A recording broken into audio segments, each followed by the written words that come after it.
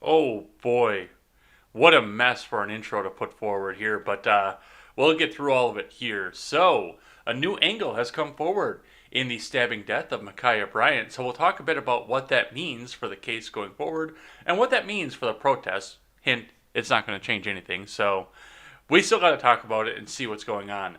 Derek Chauvin is placed in suicide watch while he's in prison, and the only people who are reporting on it are our British counterparts. So we'll talk a bit about what that means and what's going on there.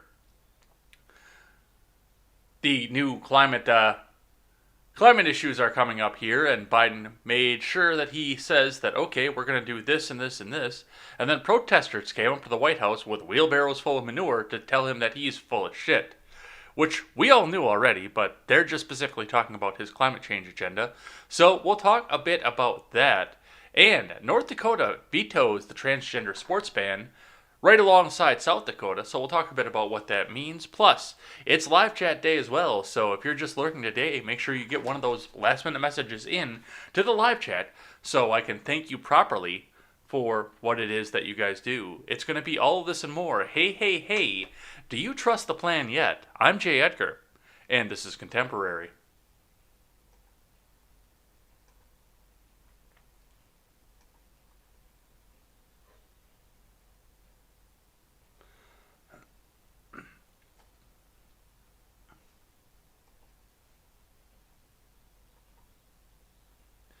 All right, good morning, everybody. Hi, how we doing?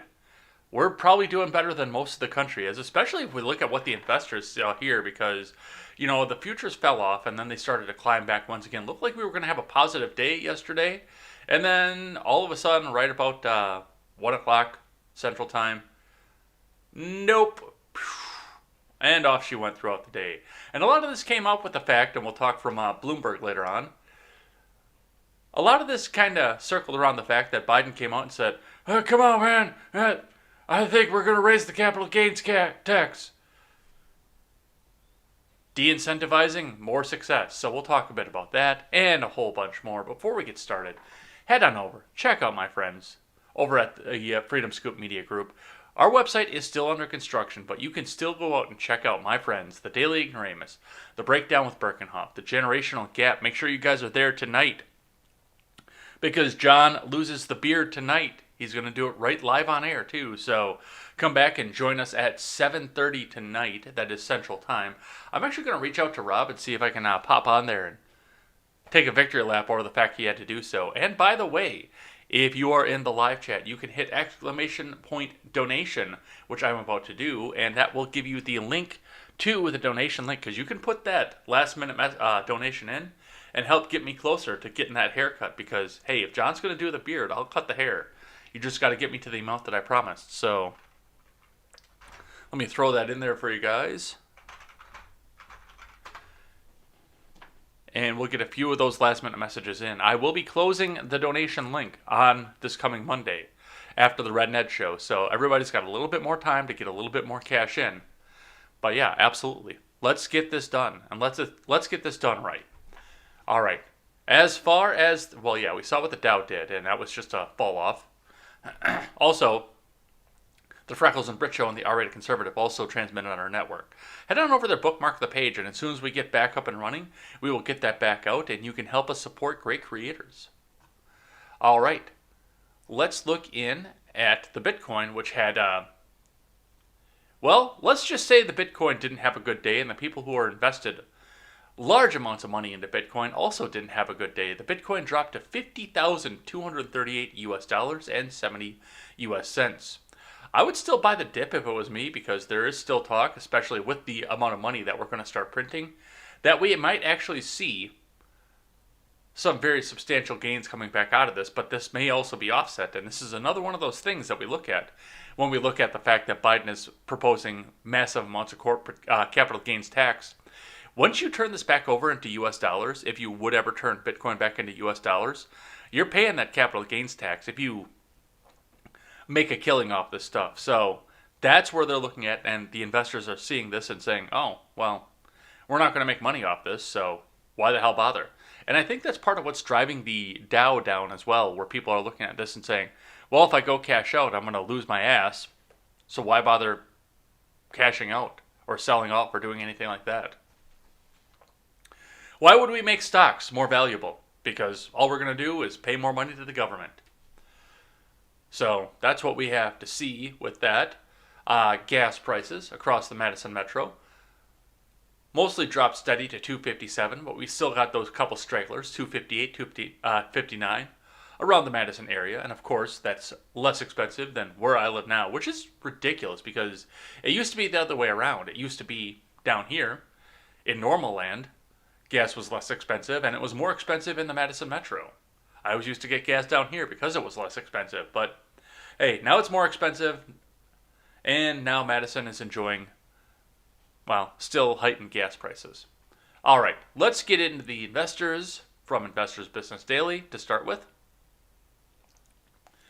Dow Jones Futures, Bitcoin dives below 50,000, Intel, Snap, key movers after Biden capital gains tax hike hits market rally. From Ed Carson, Dow Jones Futures rose slightly Friday morning, along with S&P 500 futures and NASDAQ futures, while Bitcoin price plunged below 50,000 overnight. Intel stock Snap and Apple supplier Skyworks Solutions were key movers on the news. The stock market rally reversed lower Thursday on widespread reports that President Biden will propose nearly doubling the top capital gains rate on the wealthy to 43.4%. While the negative reversal is never good to see, the Dow Jones, S&P 500, and NASDAQ didn't suffer too much damage from the Biden capital gains tax hike plan. However, the Bitcoin price continued to retreat from record highs overnight. The cryptocurrency was paring losses Friday morning. Intel, Snapchat parent Snap, Mattel, and BJ's Restaurants headlined key earnings reports after hours. Apple supplier Skyworks bought Silicon Labs division to expand deeper into automotive chips. Snap, Intel, Mattel, and BJ's Restaurants all beat earnings views. Intel stock fell 2% before Friday's open amid weak data center chip sales and mixed Q2 guidance. Shares declined 1.8% to 62.57 on Thursday, undercutting the 50-day line. Snap stock rallied nearly 5% overnight, signaling a move back to its 50-day line. Shares fell 2.1% to 57.09 on Thursday. Snap stock has a 65.96 cup with handle base buy point. Pinterest, Facebook, and Twitter all climbed slightly overnight. Facebook stock dipped just below a buy point Thursday, while Pinterest and Twitter are consolidating but are currently below their 50-day lines. All three social giants report earnings next week. Mattel stock jumped 7% in pre-market trade that could push Mattel over a 21.97 flat base entry. Shares closed up 0.1% to 20.88. Mattel stock has been finding support at its 50-day line for several weeks. BJ stock climbed 3% in extended action. Shares of the pizza and brew pub chain rose 2.1% to 60.42 on Thursday, rebounding from the 21-day and 50-day lines. BJ stock has a 63.52 flat base buy point but could have an early entry with a positive post-earnings move. Skyworks stock popped 4% to 191, while SLAB stock surged 18% to 170.55. Late Thursday, Skyworks agreed to buy Silicon Labs' infrastructure and automotive business for $2.75 billion cash, deepening its exposure to autos and especially electric vehicles. Skyworks has primarily been a wireless chip maker and a key Apple iPhone supplier, but the auto chip business is a fast-growing business. SWKS stock has a 194.59 handle buy point. Skyworks closed down 1.7% to 183.42, but found support at a 50-day line. SLAB has a 163.53 buy point, but a gap above the 50-day line, and a trend line could offer early entry Friday. Shares fell 2.2% to 144.65 on Thursday. All right. Bitcoin. Early Friday, Bitcoin traded just below 50 grand. Overnight, the Bitcoin price tumbled below 48,000 to its lowest level since early March. Bitcoin peaked at 64,829 on April 14th, hours before Coinbase debuted on the New York Stock Exchange.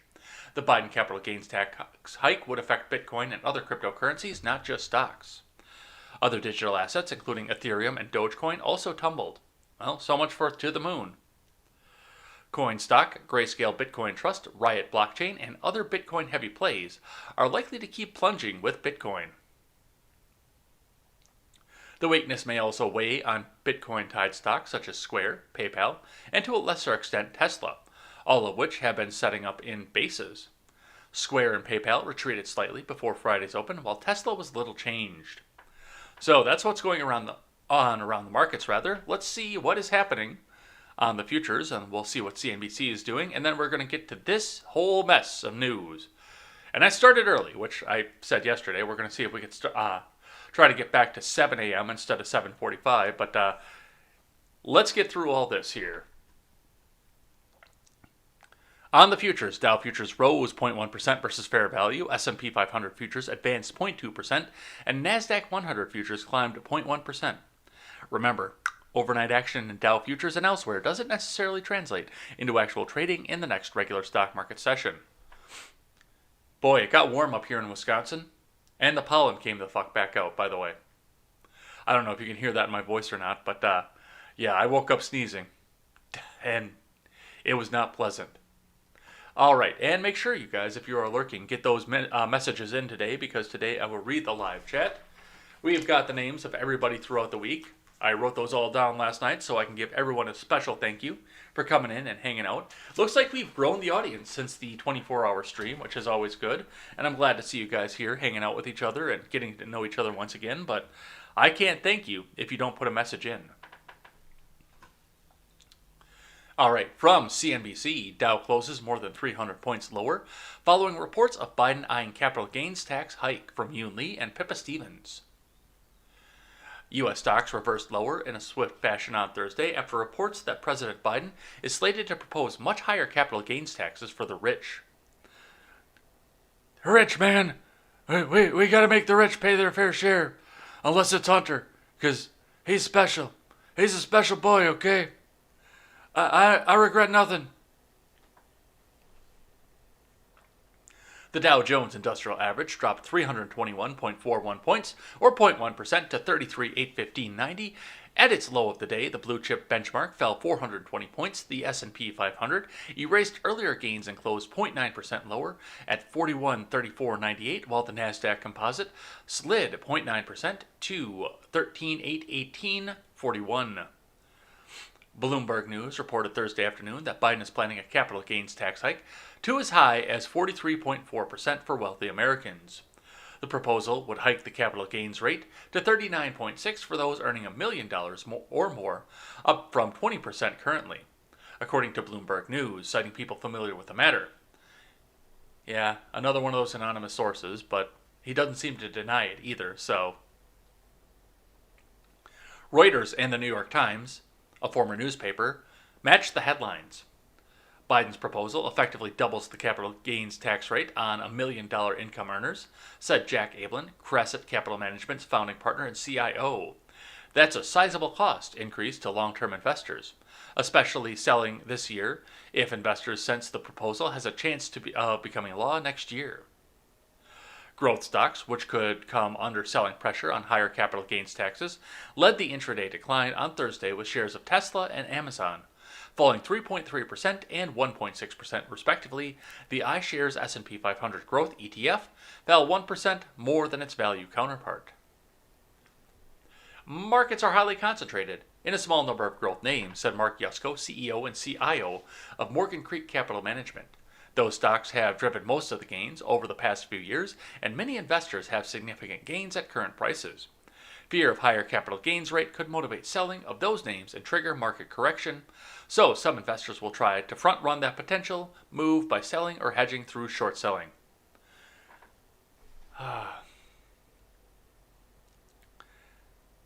And the only thing that's going to buoy this back up is the fact that people are going back to work. So, that's what the investors believe that the economy is going to do. And just to look at this and look at what you said. I mean, CNBC and IBD are both going to look at what the investors do and how this is going to affect them. But what about if you open a small restaurant in a niche market and your restaurant business blows the fuck up and you decide to sell off to a chain, that's capital gains, by the way. Or you decide to get back out of it. You sell it back off and pare your losses and try again later on. The money you made back out of the restaurant, that's capital gains. And for the most part, if you own a business outright, not if you franchise, you're in that $1 million mark because you're taking on assets. Even though your income might not be that well, they're going to look at your assets on something like that too. So why would you ever start a business again? Why would you employ people? Why would you try to improve your business if you're looking at something like this? So that's actually possibly could even start to take its toll on the waning unemployment as well. So a lot of stuff to see here, and we'll talk a bit about this later when we talk about Bloomberg. But this is going to get interesting. All right, let's get into the news of the day. Let's start talking about Daunte Wright and Makaya Bryant. How about we do that? Starting with the Daily Mail. Armed members of the Minnesota Freedom Fighters stand guard outside visitation of Daunte Wright as his mother tearfully strokes his hair on the eve of his funeral. From Harriet Alexander for DailyMail.com. And chill out, the Biden economy sucks. What was it? Were you guys there? When we did the night stream the other day just to talk about Chauvin and what happened with that, and this guy came in and said, the Biden presidency is amazing. Chauvin's in jail and the economy's going up. Well, look around, dude, because, that's what's happening here. All right. Heavily armed members of the Minnesota militia group stood outside a church on Wednesday where mourners gathered to view the body of Daunte Wright. Wright's mother, Katie, accompanied by Reverend Al Sharpton, because why wouldn't it be Al Sharpton, stroked her son's hair as he lay in the open casket. Wright called her moments before he was shot and killed, asking for advice as to how to handle the situation. Wright, a 20-year-old black man, was shot and killed by a white police officer, Kimberly Potter, on April 11th during a traffic stop when she allegedly mistook her gun for a taser. His shooting in Brooklyn Center, a Minneapolis suburb, set off protests that cast a shadow over the trial 10 miles away in downtown Minneapolis of Derek Chauvin for the death of George Floyd. Hallowed be his name. And there they are, standing guard outside the funeral area.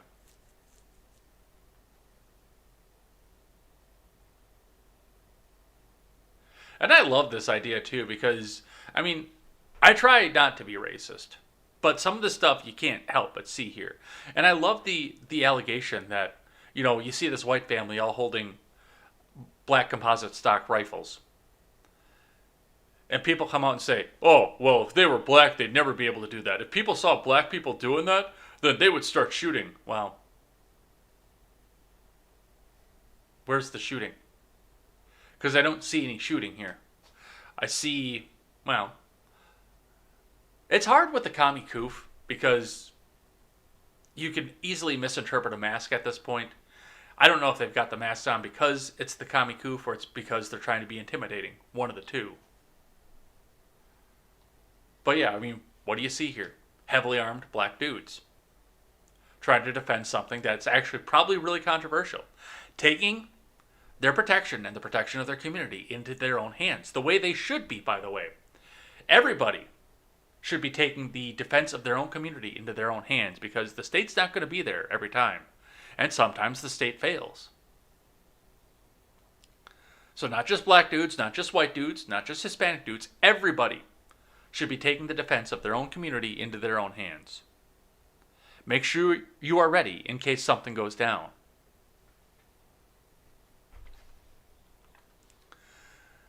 This was actually juxtaposed by a Gateway Pundit article in the Discord when it was brought up over the fact that, was it Oath Keepers or Three Percenters? I believe it was Oath Keepers, and how demonic the Oath Keepers are because they're largely white. And how bad it is that they carry guns everywhere, but these people are sainted for the fact. And once again, they're trying to protect their community, and I cannot say anything bad about them for that. Absolutely protect your community. Don't be the aggressor, but absolutely protect your community. So that's what we're seeing from that. I got one from the Daily Wire. Speaking of Daunte Wright's funeral,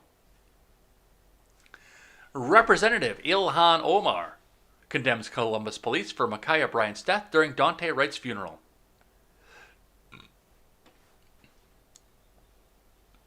Representative Ilhan Omar used her eulogy during Daunte Wright's funeral in Minneapolis on Thursday to make a campaign commercial, essentially, but to talk about herself and condemn Columbus police for the death of Makaya Bryant, an act she called a tragedy.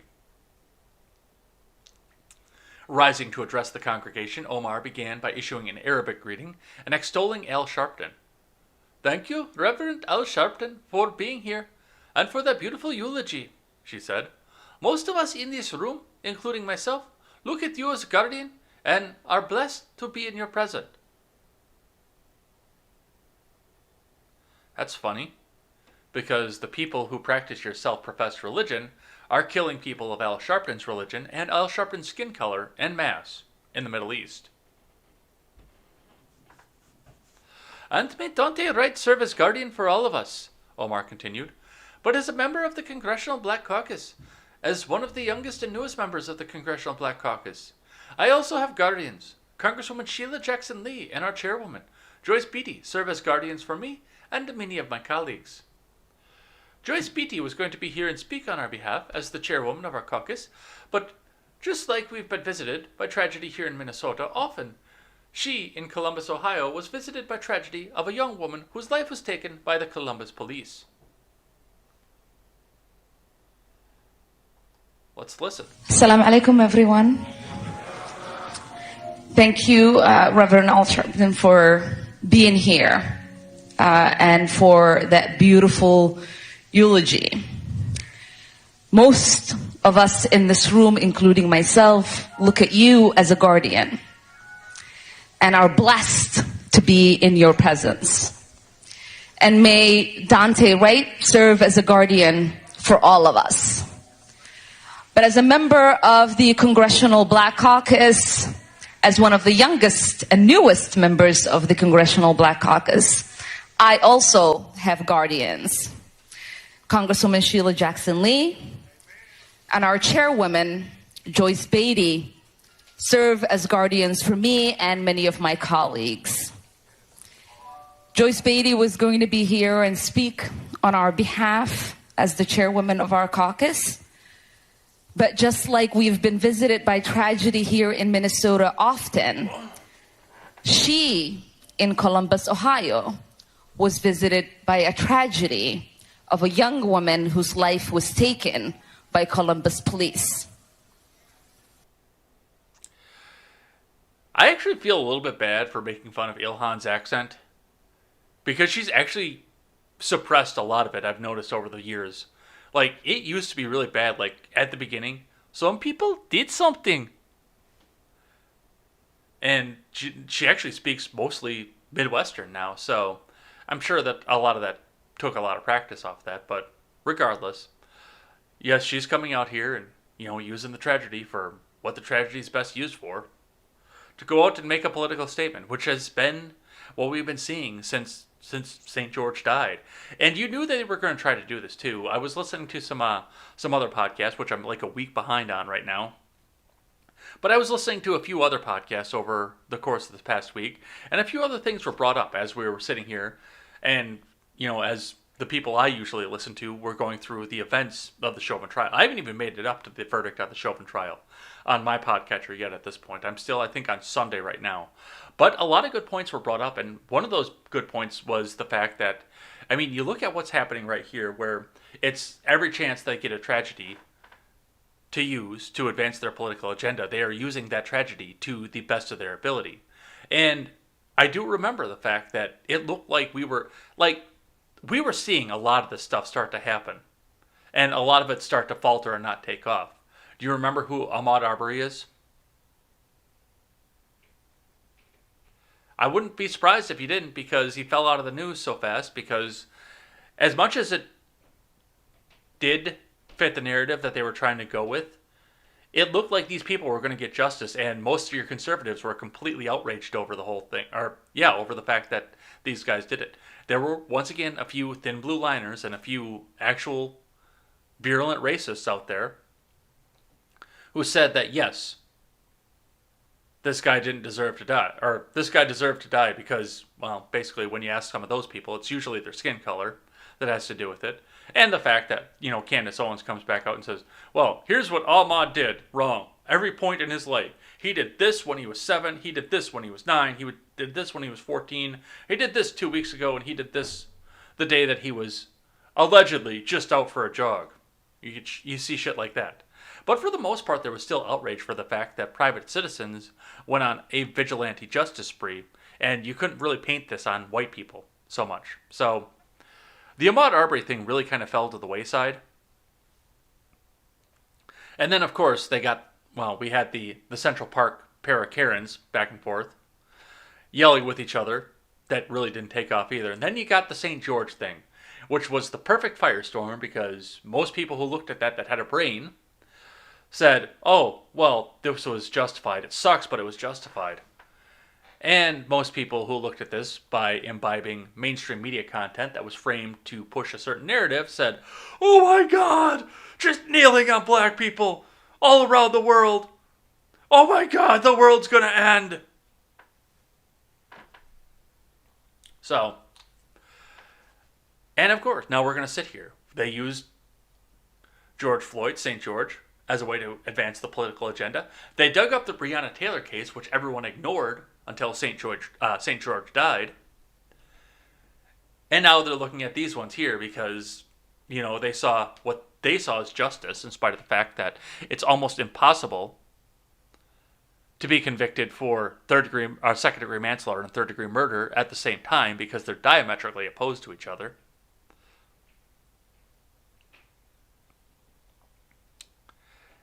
And now they need something else to go and protest in the streets over. And hey, it just so happens that Makaya Bryant happened that same day.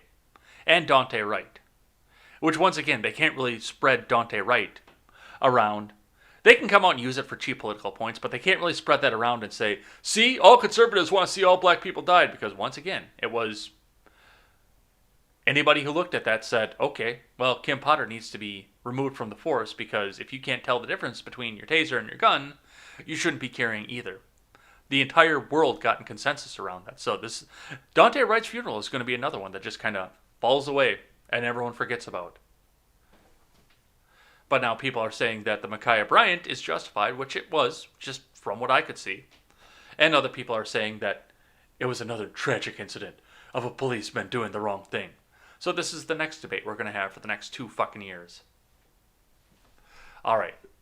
Rant over. Let's keep going. Speaking of Makaya Bryant, from Jack Posobiec tweeting over on Twitter, new angle of the attempted stabbing released. Let's have a look.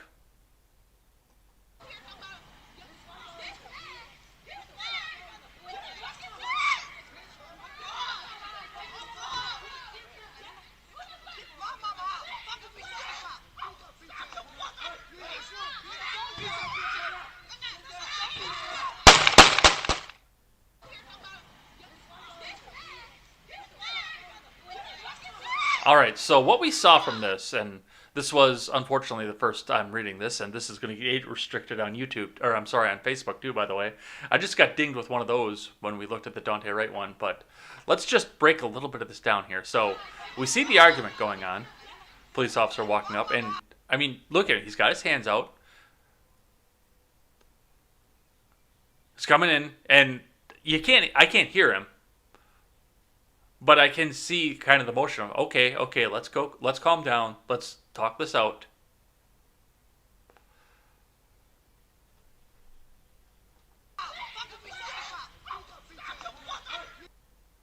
And there we go, there goes the fight with the police officer right in view. Which, I'm going to blow this up a little bit and see if we can't see.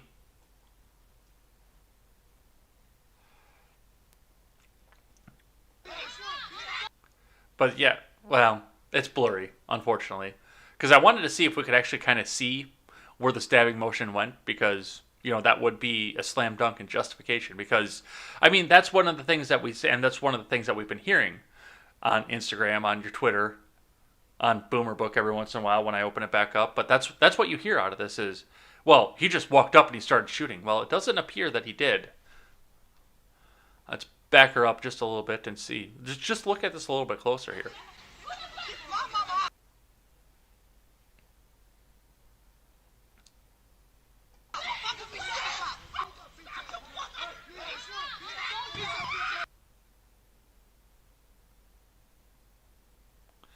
I'm trying really hard to stop it before we see the gunshot, just because I know that it's going to get age restricted. I'm surprised that some of the other ones that I put out of right didn't get age restricted, but I know, yeah, they dinged me over on Facebook. So,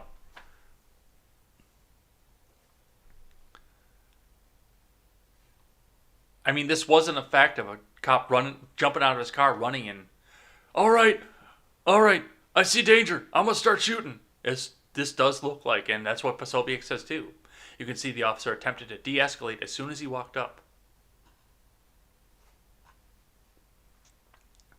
All right, follow up from The Blaze on the same video.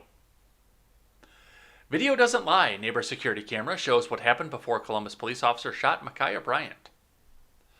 From Carlos Garcia. New video from a neighbor security camera shows the moment a Columbus police officer shot and killed Makaya Bryant in a controversial incident that has heightened racial tensions across the nation.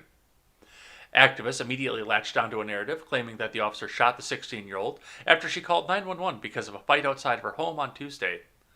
That evening, the Columbus Police Department released video from the police officer's body cam that showed the melee he encountered as he arrived, and how little time he had to react to the situation. The video appears to show Bryant trying to stab another girl when the officer shoots her.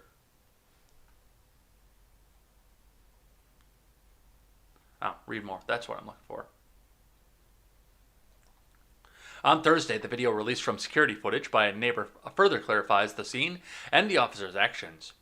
Donovan Brinson, a military vet, told Fox News that the footage from his security camera proves that the officer had no choice but to shoot Bryant.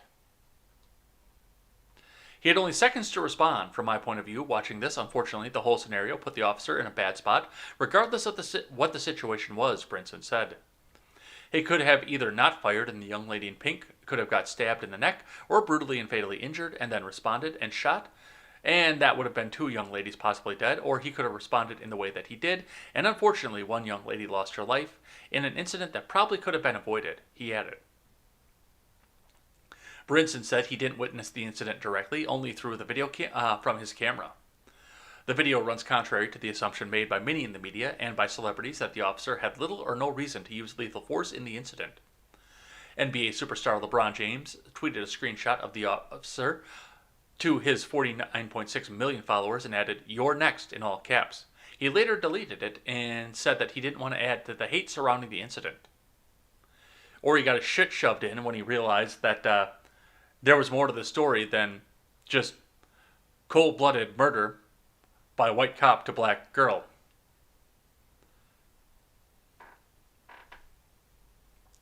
Authorities have said the officer involved in the shooting has been taken off the streets pending an investigation. Video doesn't lie, Brinson added. So that's what we see for the video. And I mean, if I'm wrong, we can go back and look at this once again. We'll see if we can stop it before the gunshots. But if I'm wrong, tell me.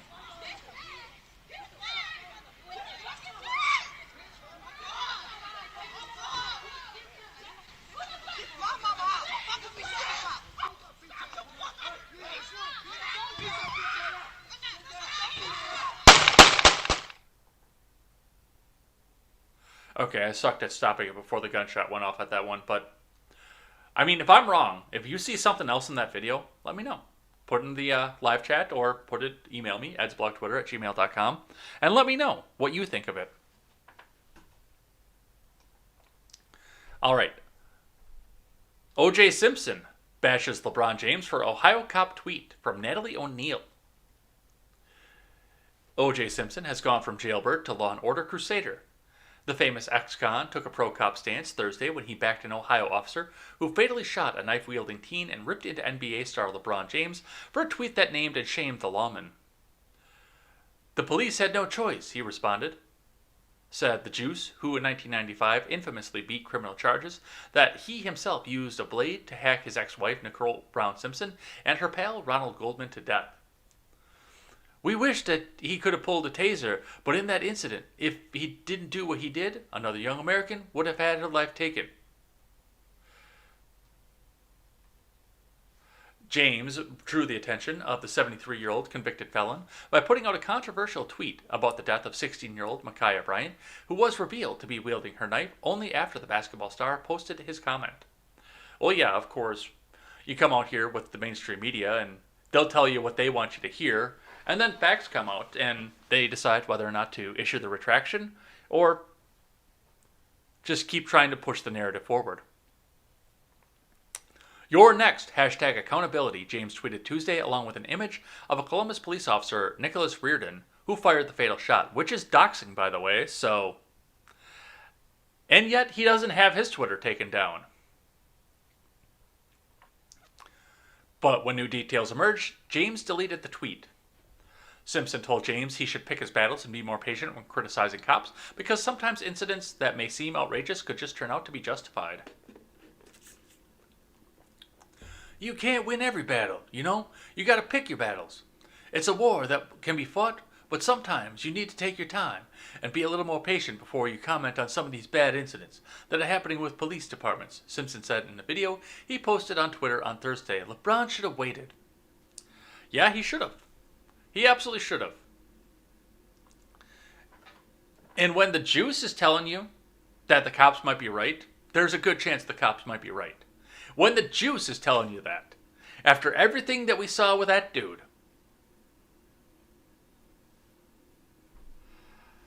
all right. So that's what we see for that. Let's keep going. I got another tweet here. So this teacher, well, just listen to what she has to say and see what you guys think about this one. Because she seems to think that she has a solution for this. In my role as a teacher with absolutely no formal combat training, I have removed knives from the hands of 3 students, all of them who had the intent to use the knives at the time, none of whom are dead. So try again.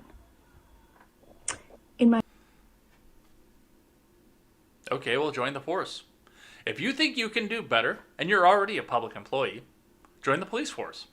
Be a cop. Get out there. And see what happens when you have to go to respond to one of these incidences. Go out there. Absolutely. Go out there.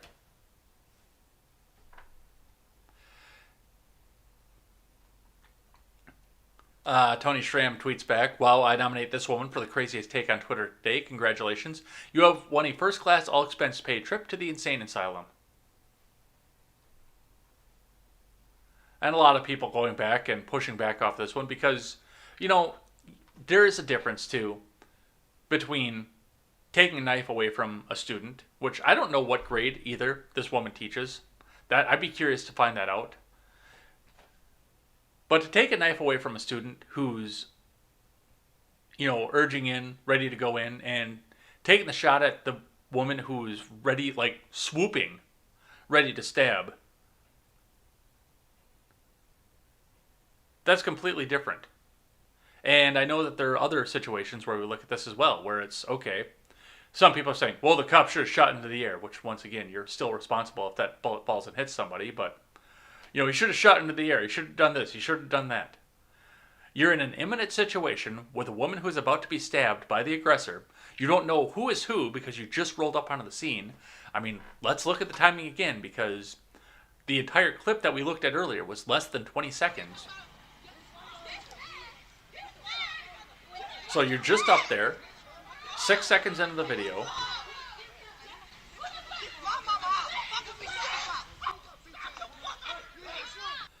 And 14 seconds in is where they're going to the ground and the cop's reaching for the gun. You have no idea who's who, who's what. All you know is somebody's about to die, unless you do something. 7 seconds. 7 seconds.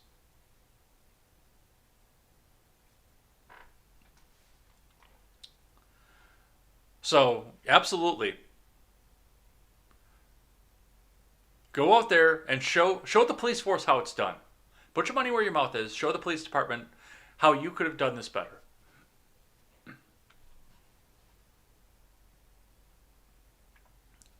All right, let's keep going.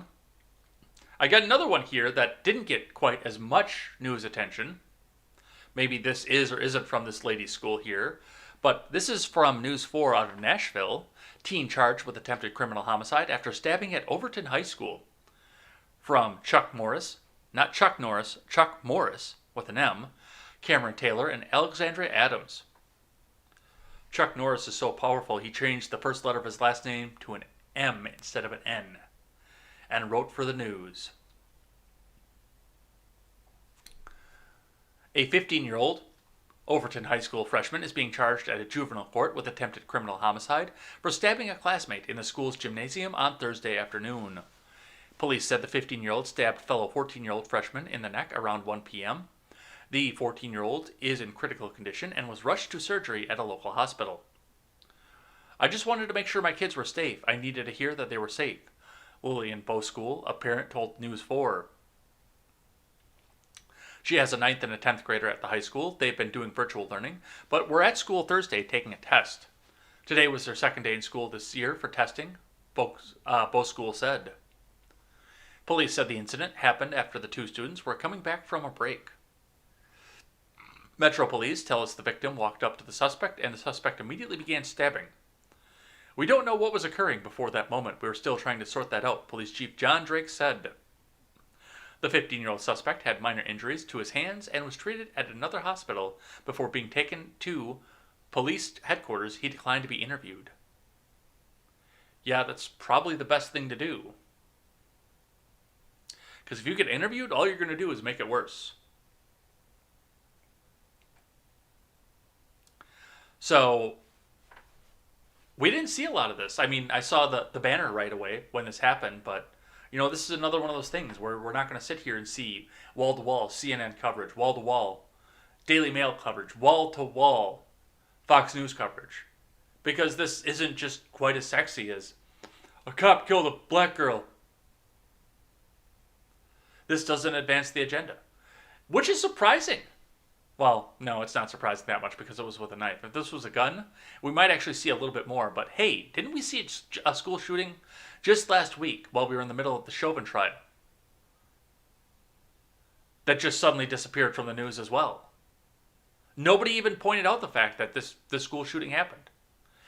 It had its little tab over on the side of Twitter to say, hey, this is happening. Pay attention to this, and nobody paid attention to it. Nobody talked about it. So, a lot of stuff going on here. A lot of pent-up rage, I'm sure, too, from people who've been sitting in their homes for almost a year at this point, can almost never go to school. And now somebody, hopefully the student pulls through. I really do. All right, I got another one from the Daily Mail, which I was interested in this story, not because of the fact that it's happening, but because of the fact that nobody in the U.S. is talking about it. The Sun and the Daily Mail are the only two outlets that are talking about the fact that this is happening here, in spite of the fact that this was one of the biggest trials to date. Derek Chauvin, 45, is pictured in his prison jumpsuit on his first night in Oak Park Heights max security prison, where he's placed on suicide watch ahead of sentencing in 8 weeks. 8 weeks he's got to be on suicide watch in prison. From Megan Sheets, Laura Collins, and Ross Ibbotson. Derek Chauvin has been pictured in his first mugshot taken at the max security prison in Minnesota, where he's on suicide watch after being found guilty on all 3 counts of murder and manslaughter in the death of George Floyd. The Minnesota Department of Corrections released the new booking photo on Wednesday morning as Chauvin woke up from his first night at MCF Oak Park Heights. The 45-year-old, dressed in an orange jumpsuit, appeared tired and puffy-eyed with a frown and his hair in disarray. It took the jury just over 10 hours of deliberation to find Chauvin guilty of second-degree murder, third-degrry murder, and second-degree manslaughter on Tuesday, based on a mountain of evidence and testimony presented over 15 days of trial at the Hennepin County Court. Chauvin faces a minimum sentence of 12 and a half years and a maximum of 40 years for second-degree murder. He will only be sentenced for that charge because all three stem from the same crime. Okay, well that's interesting. Because I was told by Instagram that he was going to be sitting in for 75 years because he was going to serve all three throw the book at him max sentences consecutively. I guess the Instagram lawyers are wrong.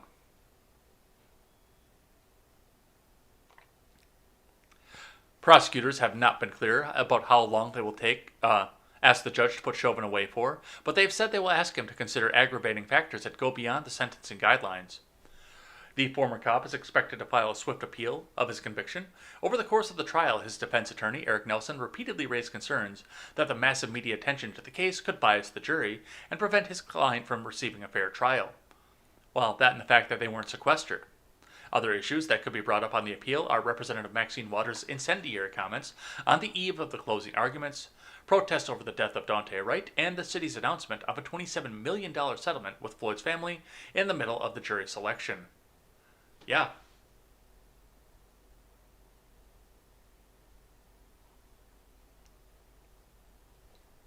Tuesday's verdict triggered cheers outside the Minneapolis courthouse and a massive celebration across America while Joe Biden vowed to push through civil rights reforms after the killing he called a stain on the nation's soul. Within minutes, Biden phoned Floyd's family to tell them that his death, which had sparked a wave of global Black Lives Matter protests, was going to change the world. Yeah, it was going to make a few Marxists rich.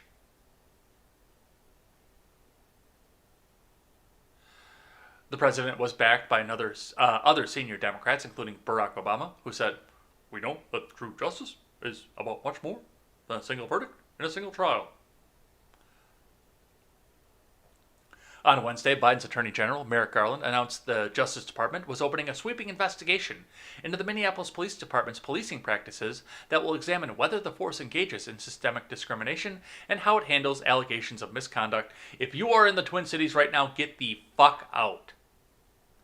Get out now. If you are in the Twin Cities, if you're watching this now or watching this in posterity later, get out now. Absolutely. Because if nobody's allowed to police based on race, if they look at this and say, well, we can't apply force right here because this person's black and I might wind up going down for murder. What do you think that's going to do to your neighborhood? Get out now.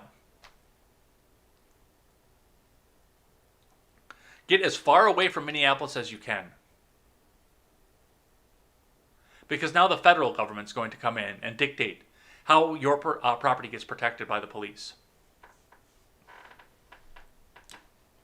So, and I mean, they're not going into the fact. Let me scroll down a little bit in here. Yeah, no, they're just going over the end of the trial. But this guy's on suicide watch on top of this. Which, I mean, okay. Has there been a history of suicide? Is there something off of this? Or are they mentally torturing this guy if they're doing this? The article doesn't say if, like, he was interested in offing himself. He's going to appeal, so I wouldn't expect that he'd be doing this. But what happens when you're on suicide watch? Unless your name is Jeffrey Epstein, you have somebody watching you constantly forever. And the R-rated conservative pointed this out on his program the other night when I was listening back to that yesterday. If Chauvin is on suicide watch, he's not just in a regular prison where they're bound by cruel and unusual punishment. With regular clothes, they have to make sure he's taken care of. They have to make sure that he's got his regular jumpsuit on, that he's sleeping on regular sheets, that he's got a relative sense of privacy off this because guards can't sit back and watch every prisoner for every second. If he's on suicide watch, he's in by himself with cameras trained on him constantly, with a guard close by. Now, under suicide watch in Minnesota, he doesn't have a guard with his eyes on him constantly. That was something that was brought up, and no, that's not actually true, but he does have a camera on him, and a guard is around the corner at every second, but he's in a paper jumpsuit, he doesn't get a belt, he doesn't get shoes, but he's had everything taken away from him he could possibly use to hang or injure himself with, under a cold paper sheet that's just thick paper. Now, it's getting warm out, so he's not there, but that's still a miserable existence. And I do have to wonder if this isn't cruel and unusual punishment by the prison system, which I anticipated was going to come back out of this. And I would love to see the court records that said that we need to sit back and watch and see if this guy's going to do this, especially given the fact that there's an appeal pending quickly.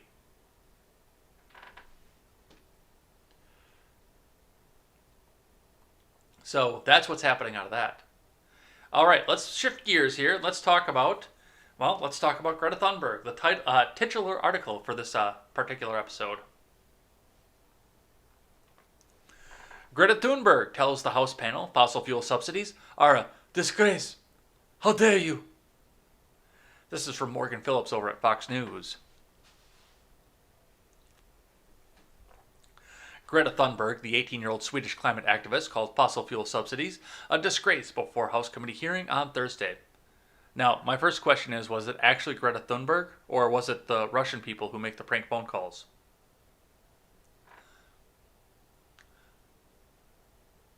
The year is 2021. The fact that we are even having this discussion, and even more, that we are still subsidizing fossil fuels directly or indirectly, using taxpayer money, is a disgrace. It is clear proof we have not understood the climate emergency at all, Thunberg said before the House Oversight Environment Subcommittee's Earth Day hearing on fossil subsidies. We need to completely divest from fossil fuels, keep carbon in the ground. The U.S. is the biggest emitter in history. That is not my opinion. That's what the science clearly shows, Thunberg says. China, Iran, India, Afghanistan, and Thailand would like a word with you. Greta Thunberg. How dare you?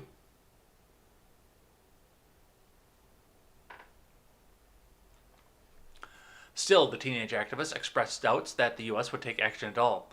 I don't believe for a second you will actually do this. The climate crisis does not exist in public debate today, Thunberg said. Awareness is so absurdly low that you will still get away with continuing to contribute to the destruction of current and future living conditions. How dare you?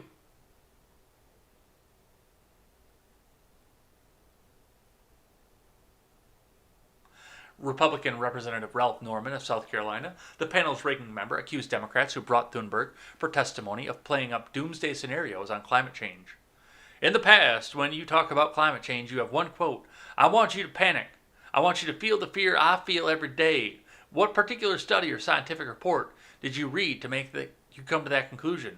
Norman asked Thunberg. Let me be clear that those are metaphors in speeches. You often use metaphors, Thunberg replied. Of course, I don't mean literally that I want people to panic. How dare you? So there was no scientific study that made me come to that conclusion. Why? And I might be wrong about this. I might be wrong about the way that Congress works. I've never been elected to Congress. But why is Congress taking their cues from an 18-year-old Swedish high school dropout?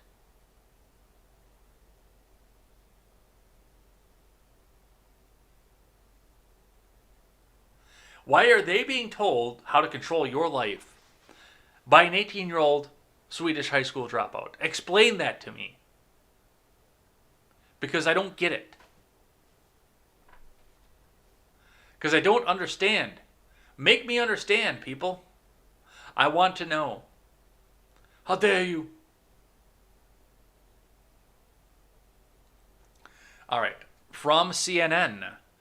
Biden announces U.S. will aim to cut carbon emissions by as much as 52% by 2030 at Virtual Climate Summit. From Kate Sullivan and Kevin Liptak.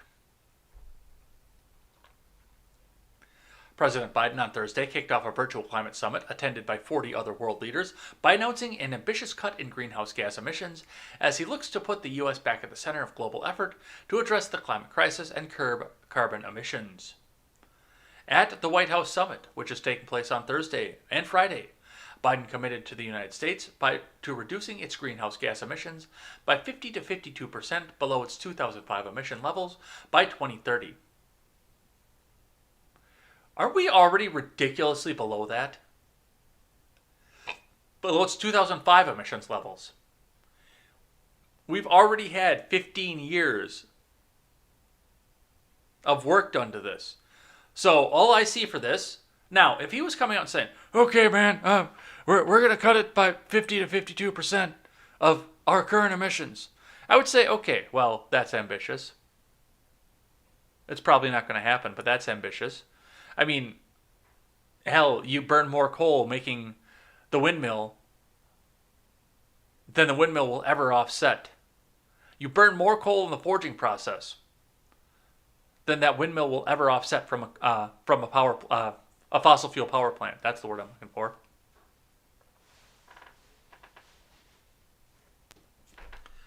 But the fact that he's doing this below 05 emissions, I would argue that we're probably almost close to where he's at just now. Because of changes in diesel and transport technology. And he's talking about 05 emissions. There have been 2 iterations of diesel technology that have been forced down our throats by the federal government since then. 04 emissions was every diesel engine has to have an EGR valve. They didn't start doing DPF until 07, and then they added the SCR, the DEF, that you see up on all the truck stops in 2010. Because that they were going to massively change the emissions. See, that's the shit when CNN tells you this that they don't tell you. There have already been massive, sweeping emissions regulations that have happened since 05. I don't have the statistic in front of me, but I would bet you that we're already there at maybe even 45, maybe even 50% below 05 emissions.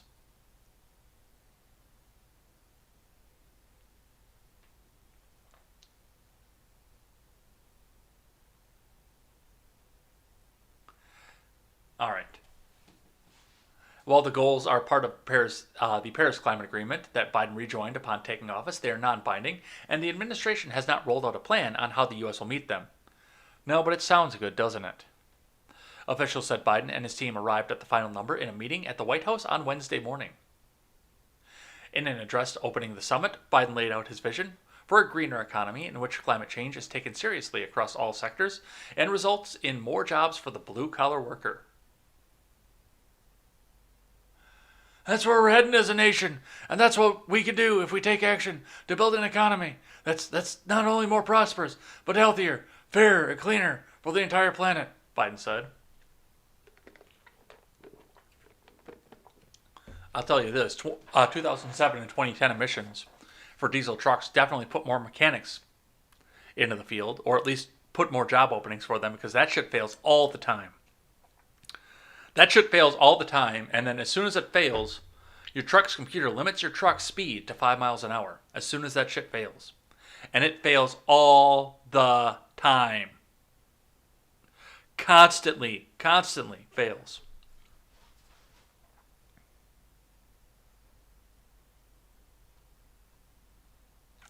But yes, that's our new plan.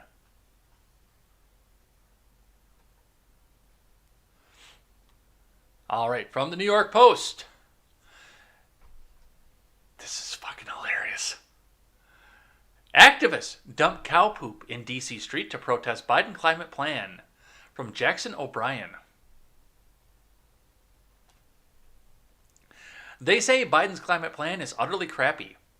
A group of activists dumped cow poop near the White House Thursday to send President Joe Biden the message that his environmental protection promises are bullshit and don't go far enough. At least a dozen environmentalists are seen in footage hauling the smelly loads in pink wheelbarrows and then plopping the dung onto a street next to Lafayette Square, according to the Washingtonian. A sign sticking out of Bessie's steaming pile reads, "Stop the bullshit." The demonstrations, organized by the group Extinction Rebellion, D.C., demanded that Biden strengthen the legislation, including adding limits on greenhouse emissions. They also waved signs reading, "Declare a climate emergency now." The Earth Day protest came just hours after Biden announced the new U.S. goal to cut greenhouse gas emissions to 52% of 2005 levels by the year 2035.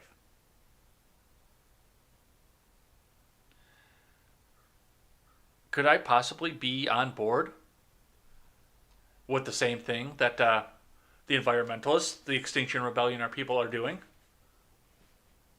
I mean, his environmental protection promises are bullshit. They are. They're straight up bullshit. They're feel good stuff to get the neoliberals to go and vote for him.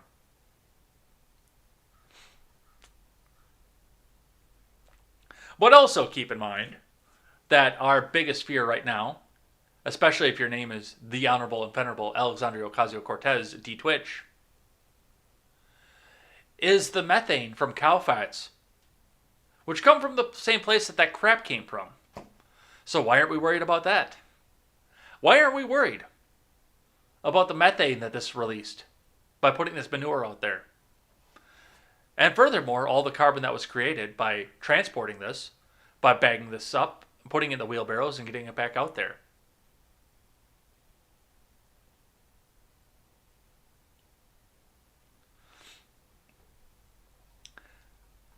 Yes, Biden's plan is bullshit. But that's what we see.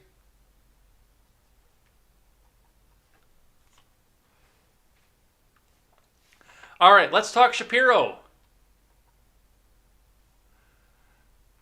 So Piper Ramsey Sumner tweeted out, "How is this not satire?"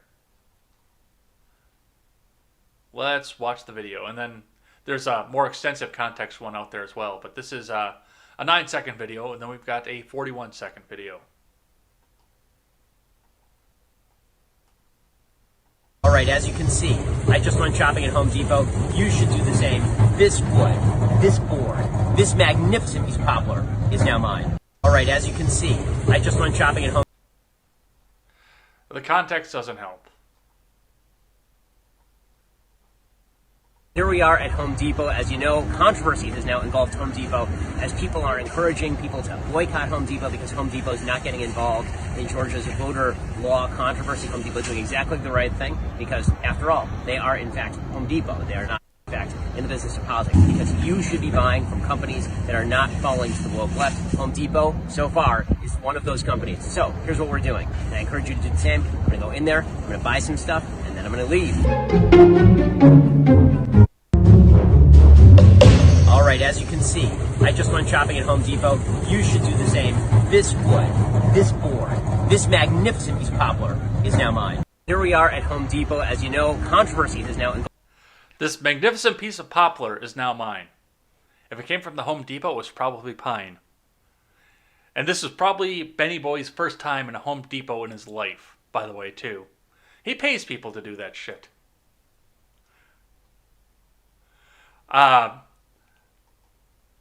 I thought that was funny. I can't be the only one who sees this, right?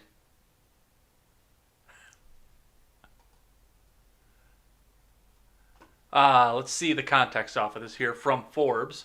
Twitter reacts to Ben Shapiro getting wood at Home Depot from Danny D. Placido.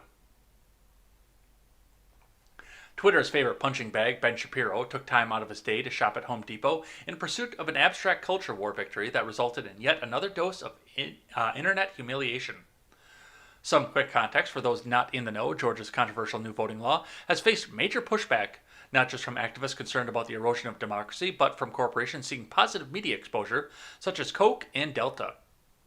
Home Depot, on the other hand, has stayed silent and is facing calls for a boycott after choosing to stay out of the controversy. Well, good. I'll go shop there because I'm sick of Menards' mask policy and their stupid bullshit there.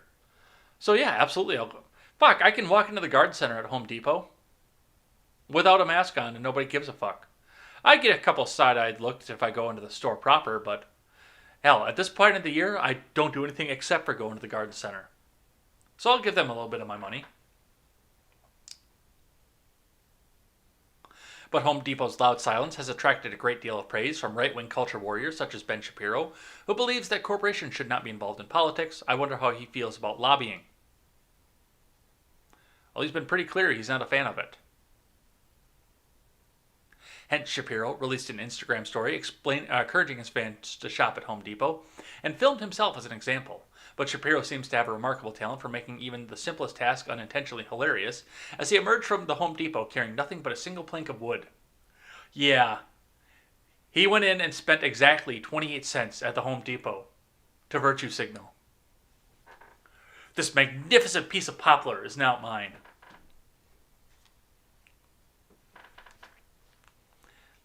Okay, gang. I've come out with this magnificent piece of wood.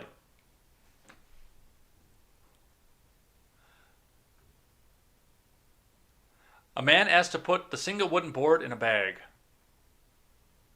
Yeah, that too, because he put it in a bag.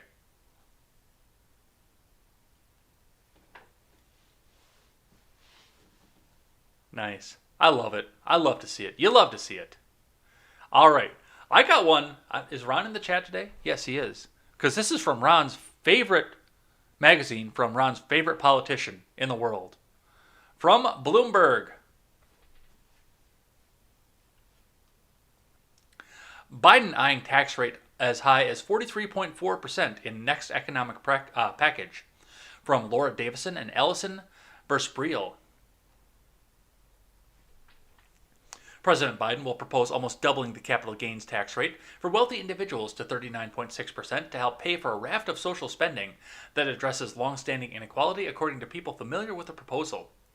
For those earning $1 million or more, the new top rate, coupled with an existing surtax on investment income, means that federal tax rates for wealthy investors could be as high as 43.4%.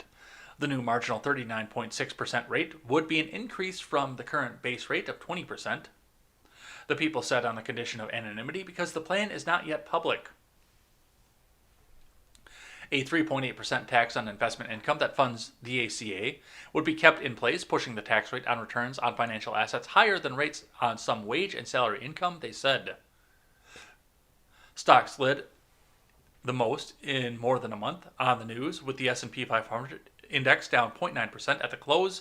10-year Treasury yields fell to 1.54% from an intraday high of 1.59%. I must be thirsty, man, because I'm talking like Biden. I got a stutter, man. It's just a childhood stutter.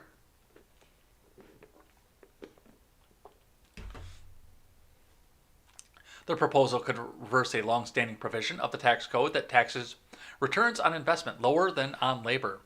Biden campaigned on equalizing the capital gains and income tax rates for wealthy individuals, saying it's unfair that many of them pay lower taxes than middle-class workers.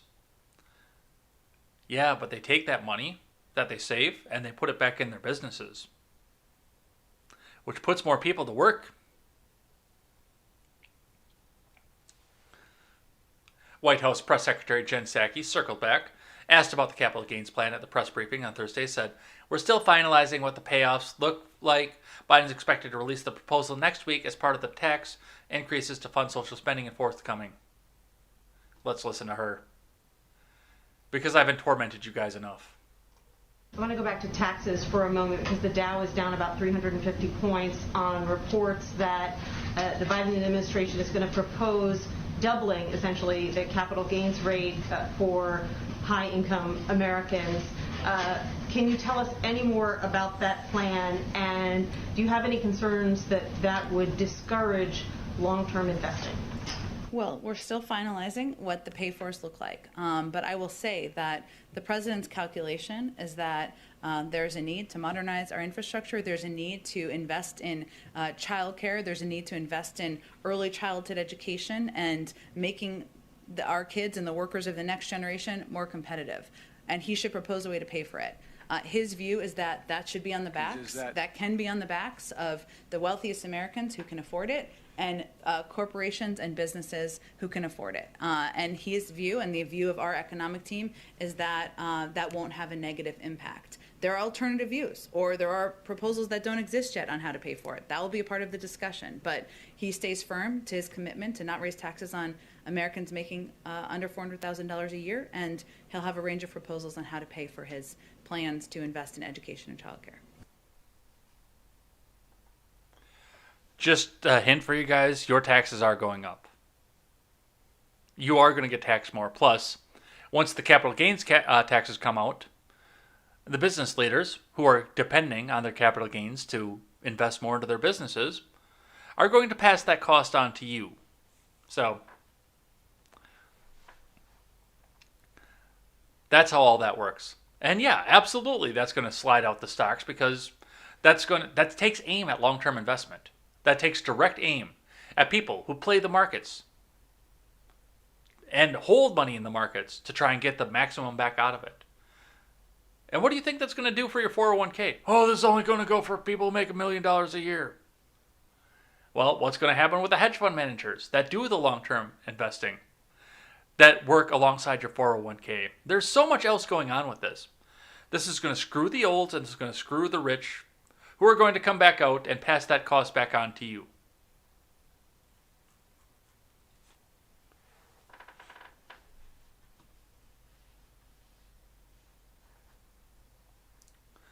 All right, from Insider, archived of course. This one's a couple days old, but I thought you guys would enjoy seeing this one.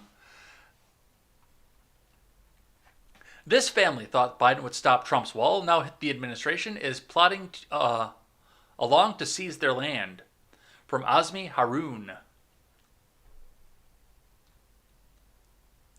Nestled in the banks of the Rio Grande, the Cavazos family's land near Mission, Texas, has been passed down for 3 generations and weathered presidential administrations since Dwight D. Eisenhower. I like Ike.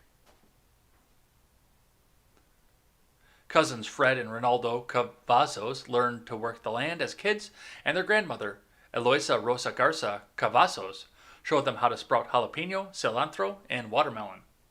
Eloisa bought the land in the 50s and made her grandchildren promise to never sell it and always fight for it. Their fathers taught them to hunt and live off the land near the 60-acre spread of land. However, a federal judge on Wednesday granted the government's request for the immediate seizure of 6.6 acres of the Cavazos family land, and the Biden admin could roll in the bulldozers at any moment, breaking an early campaign promise. Yeah, we saw that one already. The Cavazos family has resisted efforts from W through Trump, and now under President Joe Biden to give up their land for border wall construction. For decades, Ray and his cousins, Lily and Freddie, have been honoring their promise to their grandmother, dedicating themselves to the land. In 2017, the Cavazos family was one of over 100 South Texas families served an eminent domain lawsuit by the federal government, a legal process in which the government can seize private property for public use. That move figured into the Trump administration's aggressive fixation on beefing up the border wall, particularly in Texas.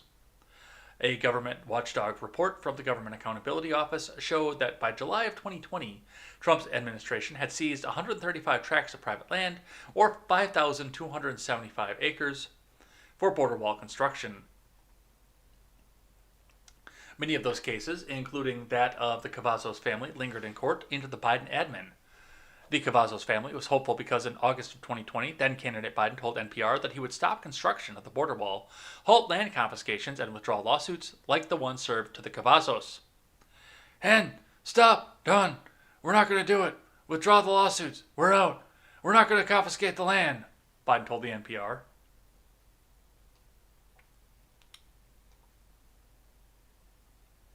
Oh, that's not going to work because it's archived.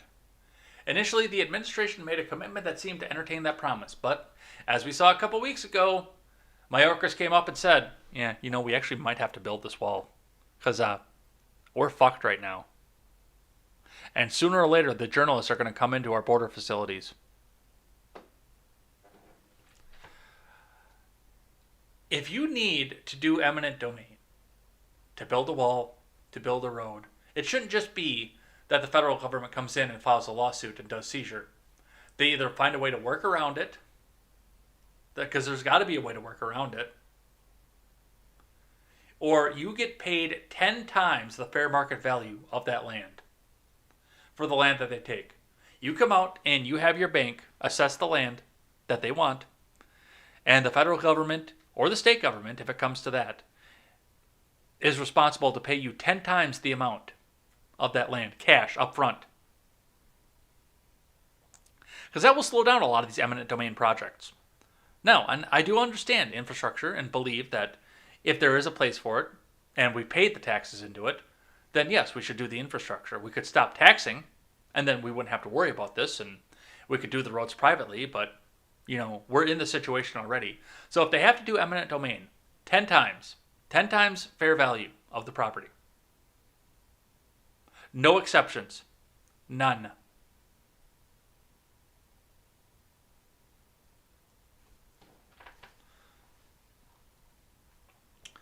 But don't worry, they're going to stop building the wall.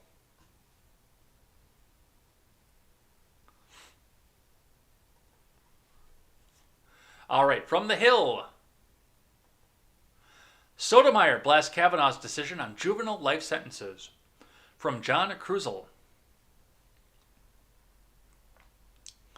Justice Sonia Sotomayor, in a blistering dissent on Thursday, hammered a 6-3 decision penned by Justice Brett Kavanaugh that rejected certain limits on juvenile life sentences. Joined by her two fellow liberal justices, Sotomayor accused the conservative majority of abandoning past rulings while pretending to respect them, and even used one of Kavanaugh's previous opinions against him as a cudgel. Such an abrupt break from precedent demands special justification, Sotomayor wrote, quoting a decision that Kavanaugh wrote last term, adding, "The court offers none." Ruling along ideological lines, the court on Thursday rejected a challenge to life sentences without parole issued to juveniles, affirming a Mississippi court sentence of Brett Jones, who at age 15 murdered his grandfather.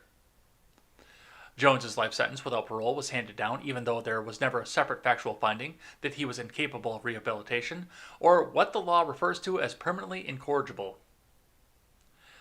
Kavanaugh wrote that this specific determination is not required because Supreme Court precedent mandates only that a sentencer consider youth as a mitigating factor when deciding whether to impose a life without parole sentence. Well, it should be on the table. I kind of agree with Kavanaugh on this, that it should be on the table, but it should be used in only the most extreme circumstances. And from what I have looked back to on this Brett Jones case, that was not the most extreme of circumstances.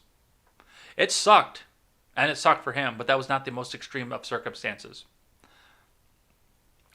Because once you take that off the table, you do take away some of the responsibility that people would have to take if they did that. Now, there should only be one or two instances that's ever used in the country, ever, because the cases are that extreme.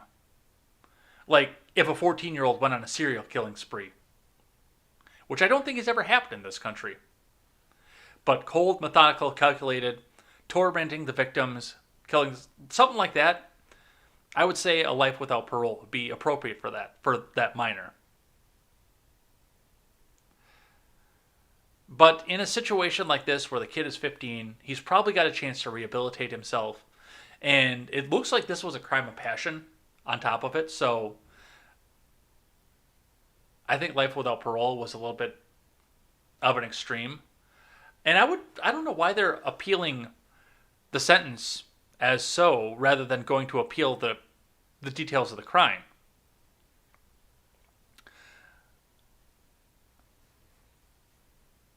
Kavanaugh wrote that this specific determination is not required because Supreme Court precedent mandates that only that the sentencer consider. Oh, I read that one already. At its heart, the case was about whether such sentences without a determination of incorrigibility violates the constitutional ban on cruel and unusual punishment. So that I can see on the other side of that too, because if there's no determination that this kid can never be rehabilitated, then why would you throw down life without parole? Why would you throw the book at the kid right from the beginning?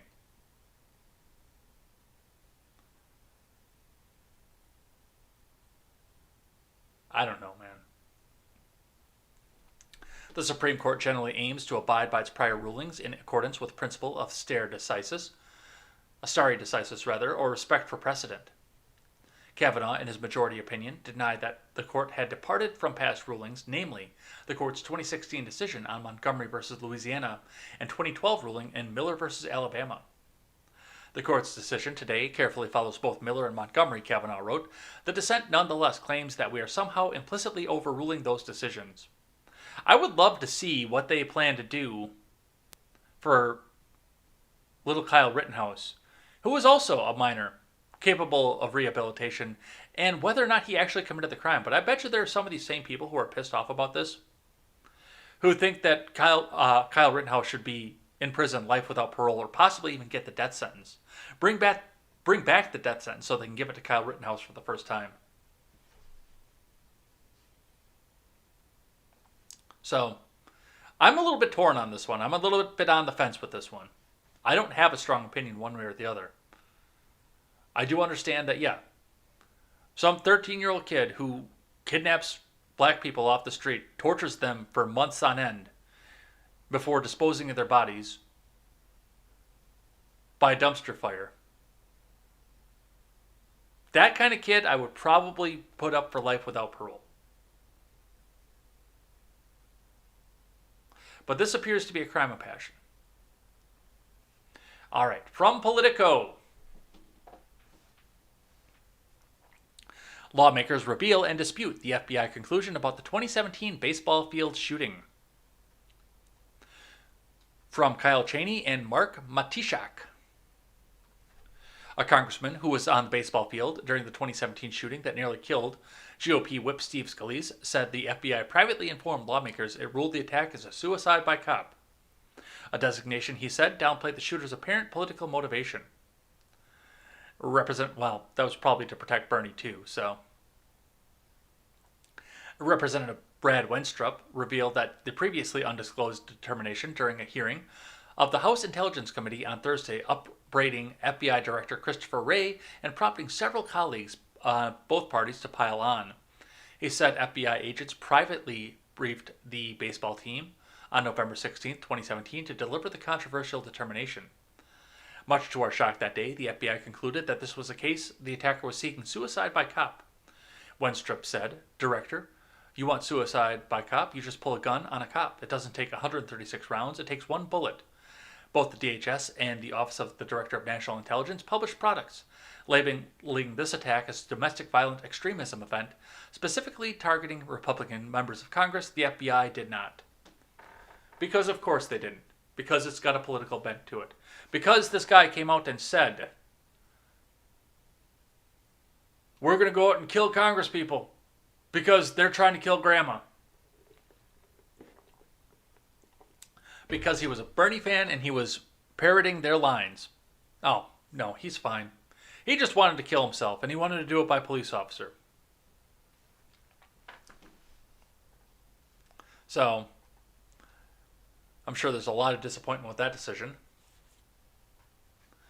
All right, from the Wall Street Journal. Senate passes hate crimes legislation after attacks on Asian Americans. From Christina Peterson. The Senate overwhelmingly passed legislation on Thursday to expedite the Justice Department's review of hate crimes in response to the recent wave of violence against Asian Americans. The result of 2 weeks of substantive bipartisan negotiations, the bill passed 94-1 on Thursday afternoon. The House is expected to consider the bill next month, according to the Democratic aide.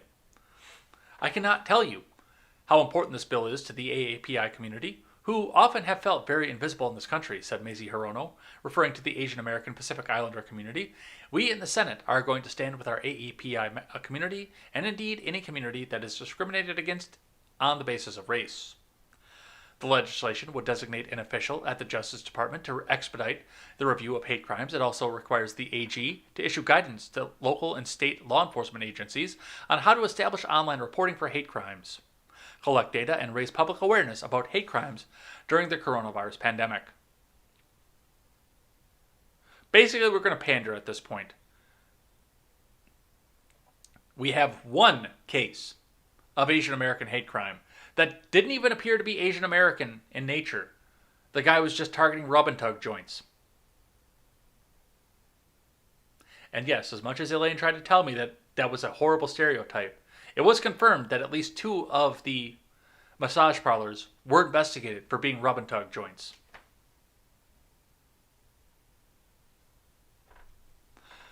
So unless you can show me a spate of Asian American hate crimes that were specifically Asian American and perpetrated by white people, because you know that's going to be an avenue that they have to go down with this, I don't believe you. I don't believe you. All right. Speaking of Asians, Eugene Lee Yang says we're entering a new era of Asian action heroes and major studio projects after fighting long and hard to be represented in our own culture's stories. Change is happening. Kids are starting to see themselves in lead characters with complex lives who kick ass. I'm beyond pumped. Rebel Without a Cause retweeted this with comment, quote tweeted it, and said, "Did I fall into a dimension where Jackie Chan, Pat Morita, Danny Yen, and Jet Li, and Bruce Lee didn't exist?" Apparently. Or Ming-Na Wen is another one from over on Agents of S.H.I.E.L.D., if you want something more contemporary. Or even to come back out of, action for a minute. B.D. Wong. Well, actually, we could even say he was in a little bit more comic book stuff. B.D. Wong from Law and Order SVU fame, who was the general, the captain in Mulan. The animated one, not the live one.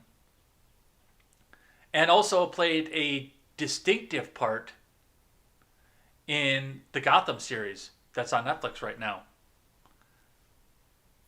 But hey, none of these people exist. So let's pander a little bit more.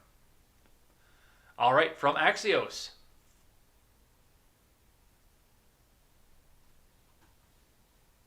House passes bill that would make D.C. the 51st state. From Oriana Gonzalez. Oh, this one's going to be one of those that just goes through the Supreme Court and never goes anywhere. And I love how Axios frames this too, by the way, from Oriana Gonzalez. The House voted 216 to 208 on Thursday to pass a bill that would grant statehood to Washington, D.C. It's the second year in a row that Democrat-controlled House has voted to recognize D.C. as the 51st state. The bill now heads to a divided Senate where it faces little chance of reaching the 60 votes necessary to send it to Biden's desk. Yeah, the process isn't over at that point. I hope you guys know that. Senate Majority Leader Chuck U. Schumer has promised to bring the legislation to the chamber's floor for a vote, but it's opposed by Republicans and even some Democrats. H.R. 51, the Washington, D.C. Admissions Act, would give the district 2 senators and a voting representative in the House. The new state would be called Washington Douglas Commonwealth in honor of the abolitionist, Frederick Douglass. It would exclude the federal buildings and monuments. The federal territory would be known as the Capitol. Which that's them getting around the fact that there's a constitutional provision that says that the federal government is not supposed to be beholden to any state. However, say in some mysterious scenario here, this actually does happen and come to light and gets through the Supreme Court. Because remember, that's in the Constitution that D.C. can't be a state. We will be in the situation where our federal buildings and our federal capital will be beholden to Washington Douglas Commonwealth. Which is the exact reason that D.C. was never supposed to be a state. Furthermore, it is in the Constitution as well that if the federal government no longer has need for the District of Columbia, then it shall be ceded back to Maryland, who donated the land in the first place.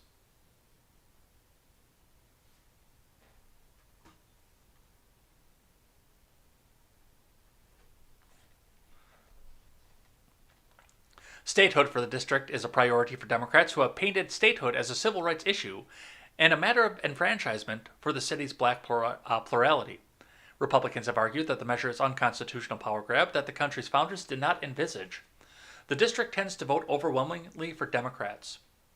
So, and, we talked a bit about this yesterday. It's the taxation without representation that they put on here. Well, if you eliminate federal income tax, I believe, and I would have to double check the law on this, but I believe D.C. is exempt from the taxes that all the rest of the states have to pay to the federal government, or had to before we had federal income tax. I believe D.C. was exempt for that. So the people who were living in D.C. before we had a federal income tax were actually tax exempt because they didn't have a voting delegate.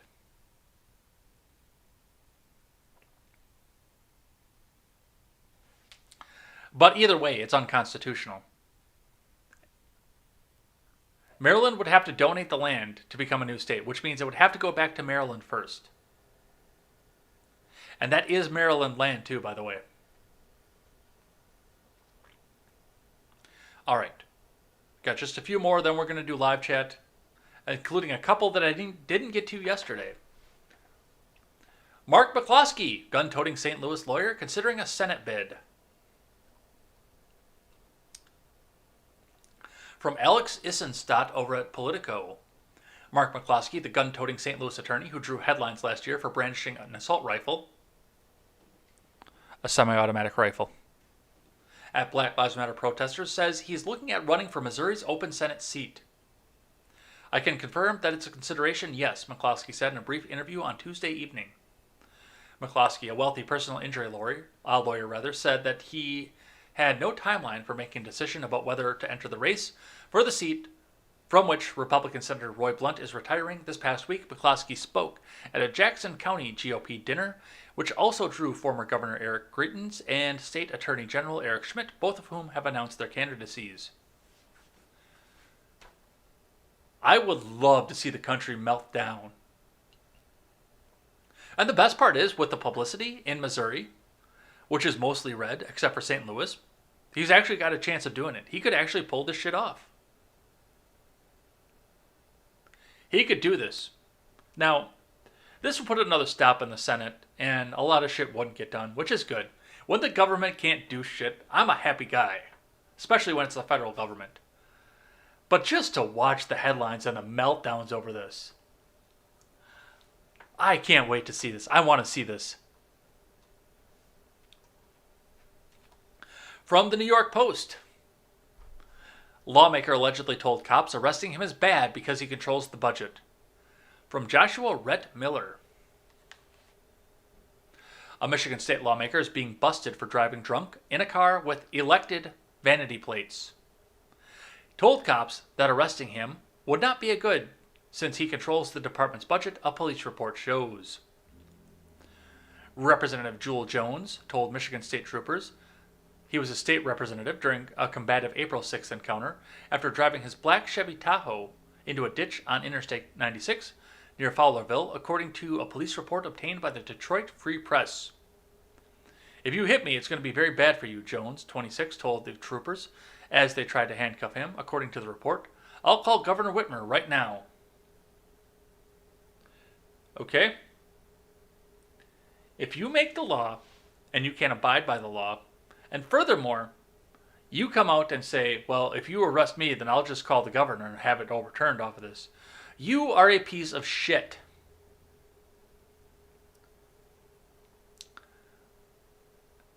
This is rules for thee, but not for me. Bullshit right here.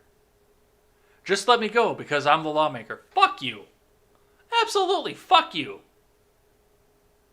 You did wrong. Do the fucking time. Hash it out with the judge. See what the judge has to say. I'm a lawmaker. You shouldn't be arresting me. Fuck you. Jones reportedly said that he would need the troopers' IDs and badge numbers to call his fellow Democrat, but the officers would not let the state rep get his cell phone. Yeah, fuck this dude.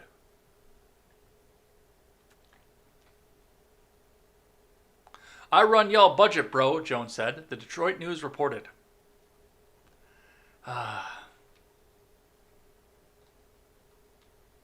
What a fucking douche canoe. All right.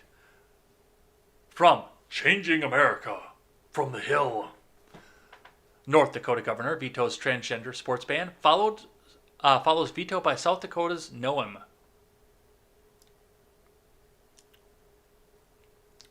And this is from Anaka Srikanth. North Dakota Governor Doug Burgum may be the second Dakota governor to veto a transgender sports ban, but he's the first to oppose it outright. The governor vetoed legislation on Wednesday that would prevent transgender athletes from participating on gender teams. To date, there's not been a single recorded incident of a transgender girl attempting to play on a North Dakota girls team, Burgum said in an email to reporters. Further, NDHSAA already has regulations in place for participation in sex-separated interscholastic contests by transgender students. These regulations require transgender girls to undergo testosterone suppression treatment for gender transition for a full calendar year before they are eligible to compete. So there's stipulations to this. This isn't just a matter of, well, he came out and he's a champion because transgender this and that and everything. There are already rules in place.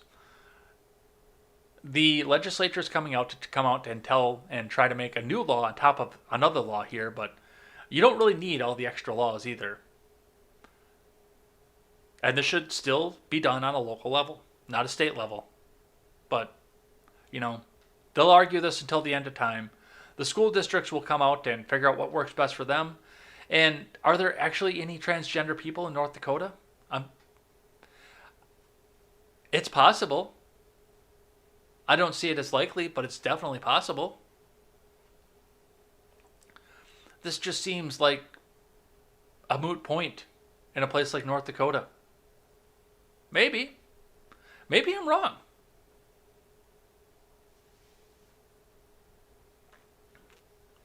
All right.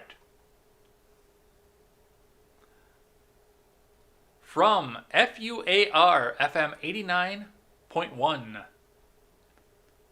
Senate passes bill prohibiting requirement of vaccine passports, fails to advance to Commerce budget. This is, of course, referring to Arkansas from Sarah Kellogg. A bill that would prohibit entities in Arkansas from requiring proof of a COVID-19 vaccine, also called a vaccine passport, has passed in the state Senate. By a vote of 23-8 Tuesday, senators advanced Senate Bill 615. It prohibits a state agency or entity, or any political subdivision or of the state or any state or local official from requiring an individual produced document that they've been vaccinated for COVID-19. The bill also prohibits the need of a COVID-19 vaccine as a condition of entry, travel, education, or services. In presenting the bill, Senator Trent Garner spoke on the need for such legislation, even if it means mandating what businesses can do. Typically, I'm for what corporations, private businesses can do on their own time, but this is such a dramatic invasion of privacy, such a change in the norms that we live in, and the idea that in America in 2021, you have to show papers in order to do basic services is frankly un-American, Garner said.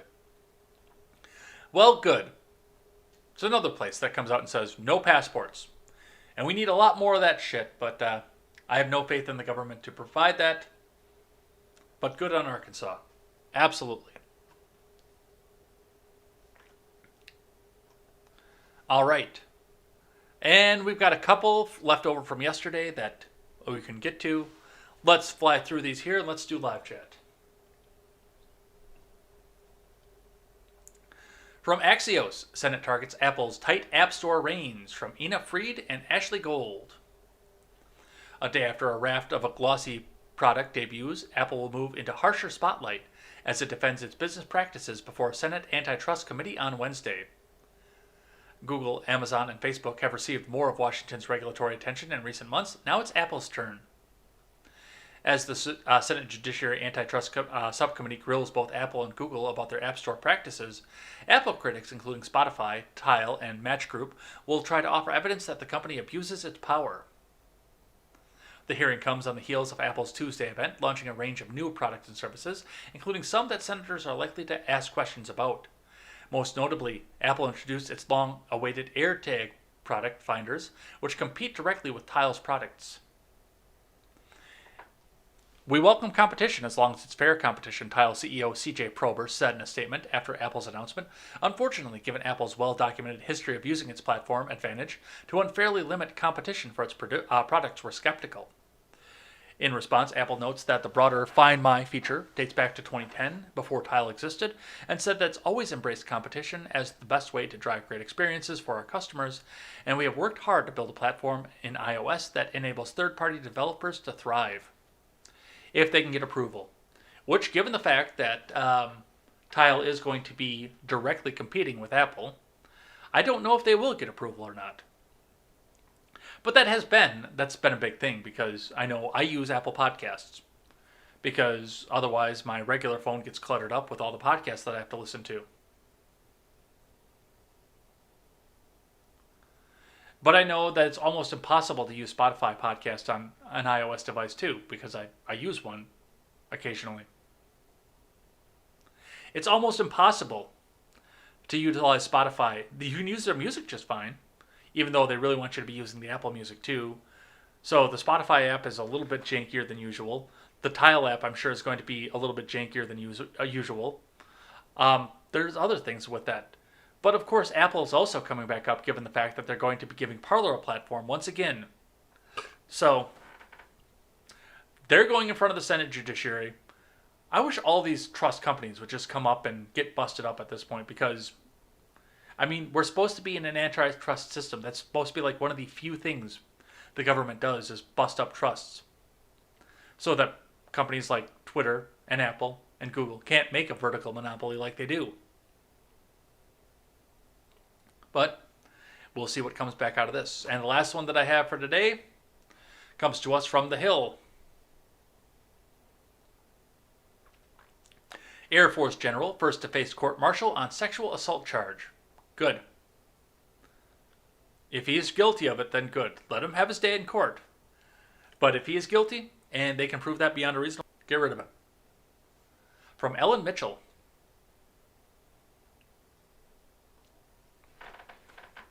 A 2-star Air Force officer charged with sexual assault last year will face a court-martial on the charge, the service announced on Wednesday. Major General William Cooley, the former head of the Air Force Research Laboratory at Wright-Patterson Air Force Base, Ohio, would be the first general from the service to be court-martialed since the military arm was created in 1947. After a comprehensive review of all the evidence from the investigation and the Article 32 preliminary hearing, I've informed Major General Cooley of my decision to move his case to the General Court-Martial. Air Force Material Command Head General Arnold Bunch said in a statement, "I can assure you this was not a decision made lightly, but I believe it was the right decision." Cooley in November was charged with 1 count of sexual assault following an August 12, 2018 incident in which he allegedly made unwanted sexual advances by kissing and touching a female victim, according to an Air Force statement. The incident took place when Cooley was off duty in Albuquerque, New Mexico, and involved a civilian woman who was not a military member or Defense Department employee.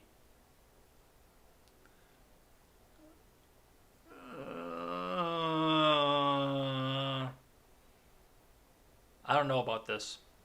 I thought this was a military thing. As far as court-martial goes, I don't know if you should do that unless you were in official capacity. But if you were off duty, then I don't know if this would actually apply. This definitely does have criminal aspects to it and should be taken through a criminal court in front of a grand jury. Court-martial, I don't know, because I don't know what the regulations are, especially with somebody in such a higher rank. That's the other thing to look at with this, is the fact that he is such a high-ranking official. That this may actually still have some standing because he does represent the Army, or the Air Force off of this. But I guess we'll see where this goes and what happens with this. But definitely if he was off duty and this happened off base with a civilian, this should be referred to a criminal court. But we'll see what happens. All right, and that's going to be it for the news for the day. And the last thing that we do on Friday to celebrate is we'll take some time and thank everybody who chats in the live chat. So I will give you guys a second to get your last minute messages in while I go through the previous week for you guys. On Monday, we had Quest Fanning, Chilaga 1984, Fractal Dust, a friend from across the world. Matt Cow Mark, another friend from across the world. Thank you guys. I know it's probably late over there. What time is it over there, by the way, you guys? And what time and what day is it?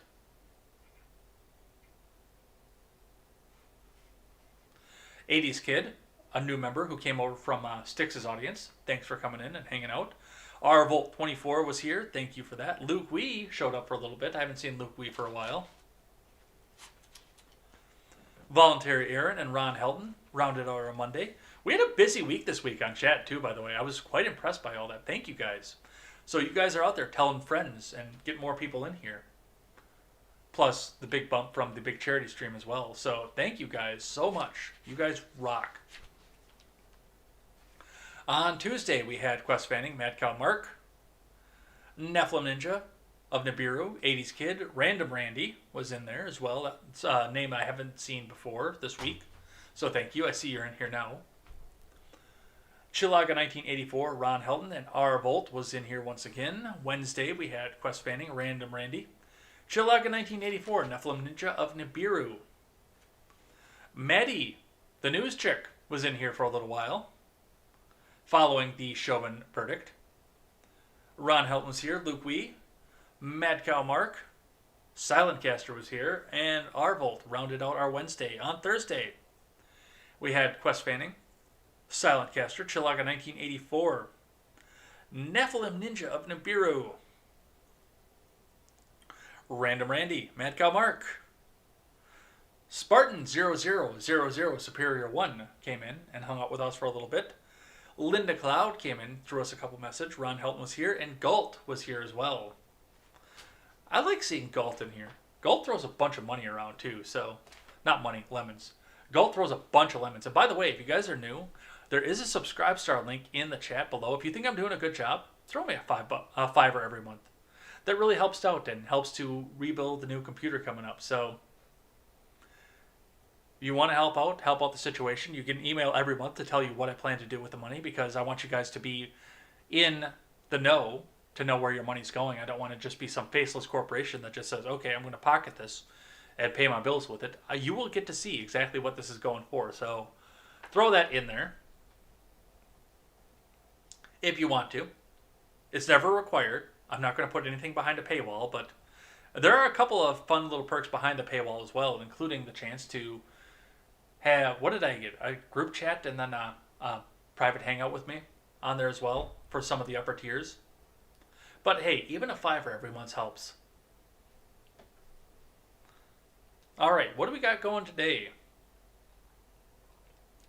It is currently 12:15 a.m. on Saturday for Mad Cow Mark. It is 9:15 a.m. on Friday in Wisconsin. Wow, we gotta go way back. You guys have been way busy. Chilaga says, good morning and welcome to Contemporary. No stream on Trovo. Yeah, Trovo's been giving me problems with the restream. I've been trying to figure out what's going on with it, but it tells me it's expired. I reset it. It tells me it's expired again right away. It doesn't hook up. It doesn't change my titles. So, a few things to look at on that. The Nightbot is in here to give us the link for the American Foundation for Suicide Prevention. If you guys want to throw a couple more bucks to there to get me closer to the 2,500 mark. Chilaga will be attending a going away party tonight for a friend that's getting the fuck out of Illinois and moving to Florida. The libs around here will say good riddance, but I'm jealous as heck. You should come up here, Chilaga. You seem to like it up here. Best way to vote is with feet. Ron Helton is here. 7 start time would work for me. Yeah, I think it would work a lot better for me too, especially with all the news they're trying to cram in, because the last couple days I've been getting up out of the chair and hoping I get a chance to make something to eat and getting the hell back out of here. So we got to move this back to 7. And I started at 7:23 today, I think, just a little before 7:30. So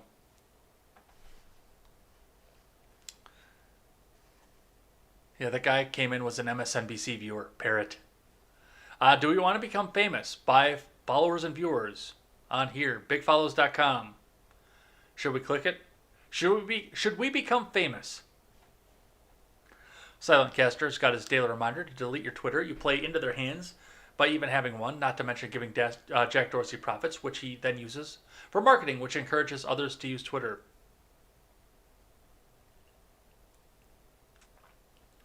Ron Helton says, the teenage girl getting shot is tragic. She was a foster child. Where did the system fail her? Really bad. Yeah, and then did you notice that her mom, like her real mom, came in and started trying to capitalize off the fact that she passed away? Quest is late. He didn't realize the show had started. I told you, what was it? Beginning of the week, I said, we're going to try and move this back to 7. It's going to take a bit because I'm still, as much as second shift as I worked, for as many years as I did, still getting into that morning routine of getting up at 5 and being back on my feet at 5:30 has been a little bit of a struggle for me, but I'm getting there. I was actually up and moving at 6 by this point, which usually I'm not. Usually by 6 I'm still kind of trying to figure out if I want to move or not, or if I just want to lay there for a little bit longer. Just a little bit more, Mom.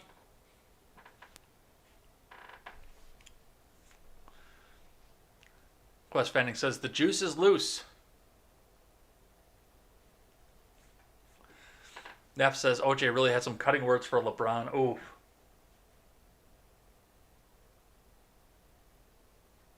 But the girl with the knife, does the glove fit?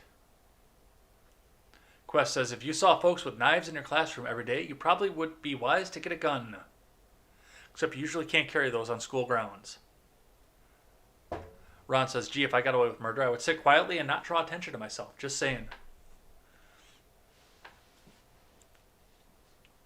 Neff says that teacher wasn't staying 6 feet away if she's a knife bandit. Oh, yeah, 6 feet, social distance. Quest says these naysayers are as ill-informed as folks who want to write our gun laws. Chuck Morris Muse. Neff says they moved the Overton High School window with this one. Nice. Quest says, let's see if the suicide watch is as effective as Epstein's. I'm curious about that. If somebody's going to come in and he's going to get Arkancided after this so he can't come back and speak out. Or get his appeal. Quest says, the adult male actually kicked the other girl in the head.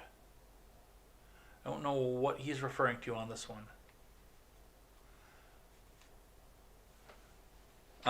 Quest says Biden sustained a skid mark in American history. I'm against subsidies, go Greta. Well, yeah. But there's way too much money to be made by making subsidies. Vestige Thunberg sounds like something unnecessary that grows inside of you. Silentcaster says, because we live in Looney Land. I could tell you, but I'd have to sell you a very crafted and shiny tinfoil hat first. Quest says the only real way to cut carbon emissions is for them to start another nursing home culling of the olds. Oof. Especially coming from New York, too. That's dark. I know approximately where you live, Quest, and I don't know how much you want to dox yourself off of this, but that is dark given the fact of where you live. That is extra dark. Quest says, I'm also pro shitting on government property.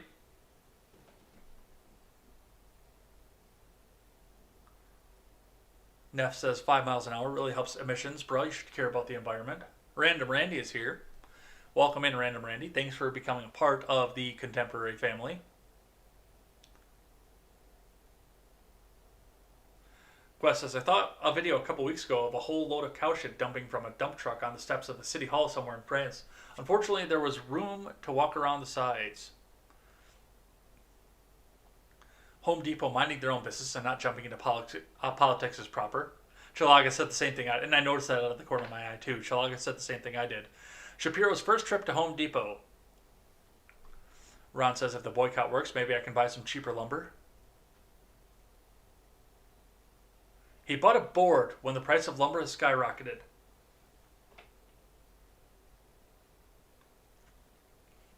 Otherwise, I'll have to wait until the lumber from my nephew's sawmill has cured. Quest says, I always liked it when Jim Cramer called it Home Despot.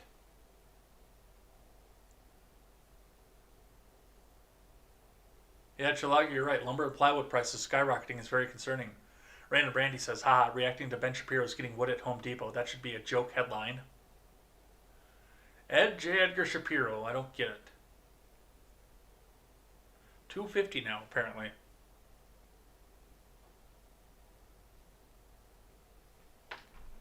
There's a strip club called the Lumberyard around here. It can make for a very confusing conversation with the contractor.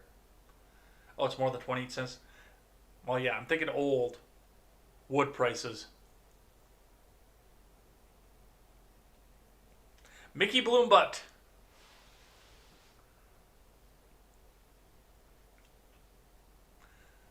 Apparently there was a lumber shop near Quest's first college called Dykes Lumber. Every time I passed it, I said, Dykes, give me wood.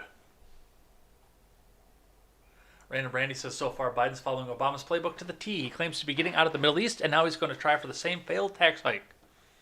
Yeah, pretty much.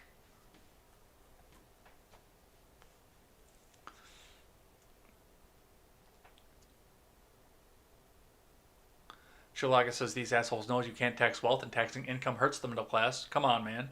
Maybe stop giving checks to people that don't need them. Yep. Price hikes all around. Yep. What a horrible way to fund government boondoggles, those who can afford it crap. Random Randy says, if they cared about the education of the youth, they'd outlaw Common Core. Bill Gates is on record saying the goal of Common Core is to create a generation of workers. Well, that's been the goal of the education system for a long time.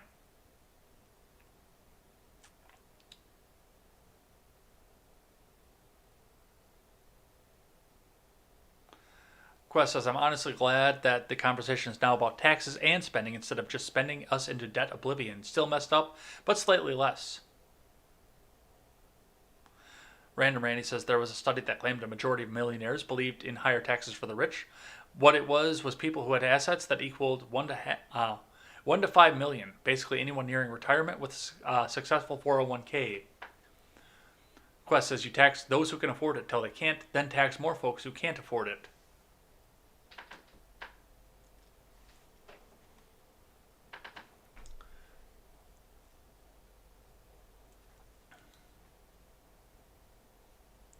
Random Randy says, with all the public land that the government sees, why would there be any private property along the border? Does that even make any sense?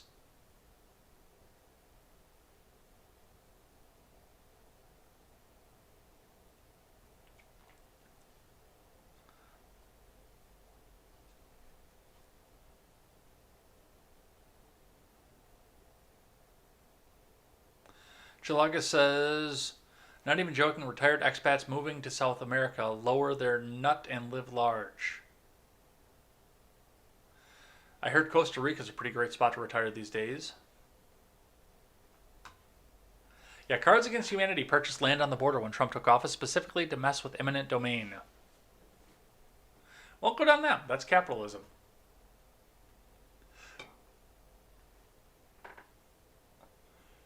Chilaga says, yeah, I'm too young to retire and kind of joking around, but I'll go wherever Cliff from Liberty Lockbox goes. It's Clint, not Cliff. But yeah, he's going out into to live in paradise. I think he's going to Puerto Rico. I think he's going to Texas, though, first.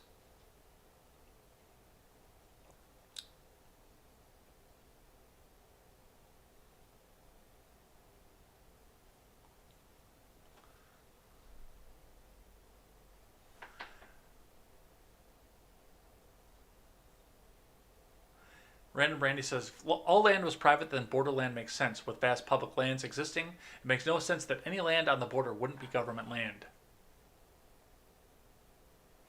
Quest says, suicide by cop doesn't jive with them asking if they were Republican. I don't honestly hold Bernie responsible for inciting that, but he did absolutely incite that violence.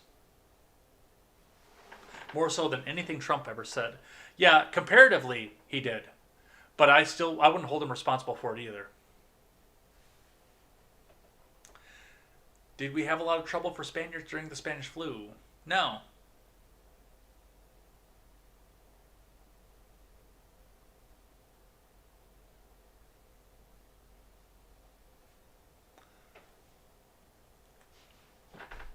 Chilaga says, welcome aboard, Randy. This stream is awesome. Allows you to keep that TV news turned off.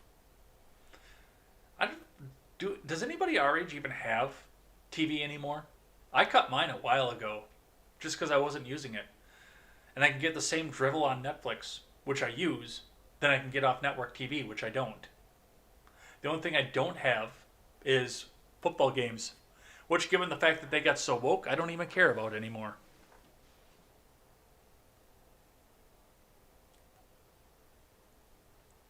Random Randy says, just like Mike Lindell, if we prove Trump won, he doesn't take office. At best, Biden and Kamala get impeached and removed, then Pelosi is president. Yeah, that's a scary thought. Can we make South Virginia, now that D.C. adjacent part of Virginia in the north of the state, federal employees at set, is turning blue?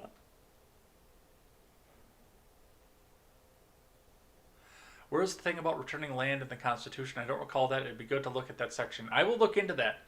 I've been seeing it floating around. I believe I remember there being a provision in that because it was donated land, and that was supposed to be, under the agreement, it was returned to Maryland.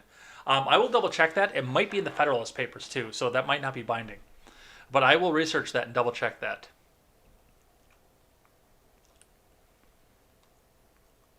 The McCloskeys are a one-trick pony. 15 minutes of fame is up. I heard him on Megyn Kelly's pod. He's okay. And I'm not a regular listener of her pod, so she irks me. Who's that? Oh, McCloskey dude.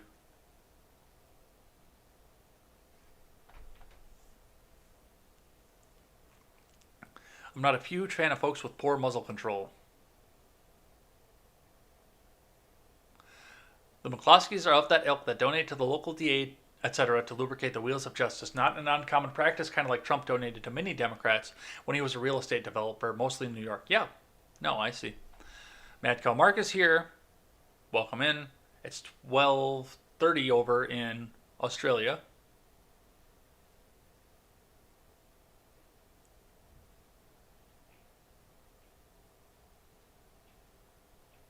Let's see. On Google, you can install APK files, but Apple has their own game on lock. Yep, they do.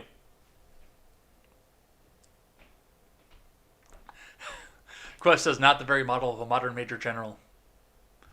Randy says, he's definitely innocent. I'll call it right now. I don't know any details of the case, but everyone in the military knows that even successfully defending against a case like this is career suicide. There's no way he'd fight it if he wasn't innocent.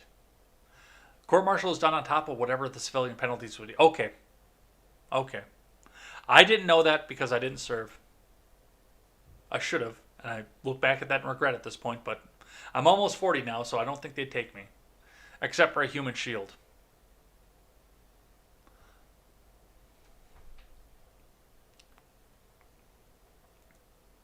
As a soldier, you fall under both jurisdictions. The most common case would be a soldier smoking weed in Amsterdam. It's legal, but not for a soldier. Yeah, I have seen you in Steven's chats before. I knew the name. This is the first time I'm starting to see you over here. I was late because I started work an hour early and got thrown off on the time. Oh, that's fun. We can't blame Ed for being faceless. Very memorable face.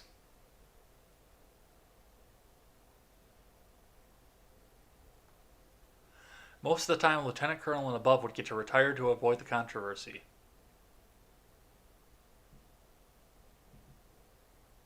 Vestigial, I meant. Stupid autocorrect. Adult male is her father or foster father? Foster father kicked the girl. Great. Foster father, field goal punt. There you go. And Random Randy will get last word for the week and say, I have an internet TV that we're subscribed to, but we don't really use. And that's going to be it. So, thanks everybody who came and hung out and chatted in the live chat. I'm going to do, and I know I did one already, but I'm going to do one more Ed Talk coming up this Saturday. So at 5:30 Central Time, have some friends come and hang out with us, and come and air your grievances. We're going to talk about the Makaya thing. We're going to talk about the Chauvin thing and what you guys think is next for the country, because due process is done at this point. Absolutely is. So, absolutely come in and hang out. That will be at 5:30 Central Time on all the channels. Live chat will be up, and we'll see what you guys have to say about all this, because I haven't done this for a long time on a Saturday stream, except for the big Saturday stream, but we were pretty preoccupied at that point too. So absolutely come and hang out. We'll even talk about the big stream. We'll talk about how I felt about that as well.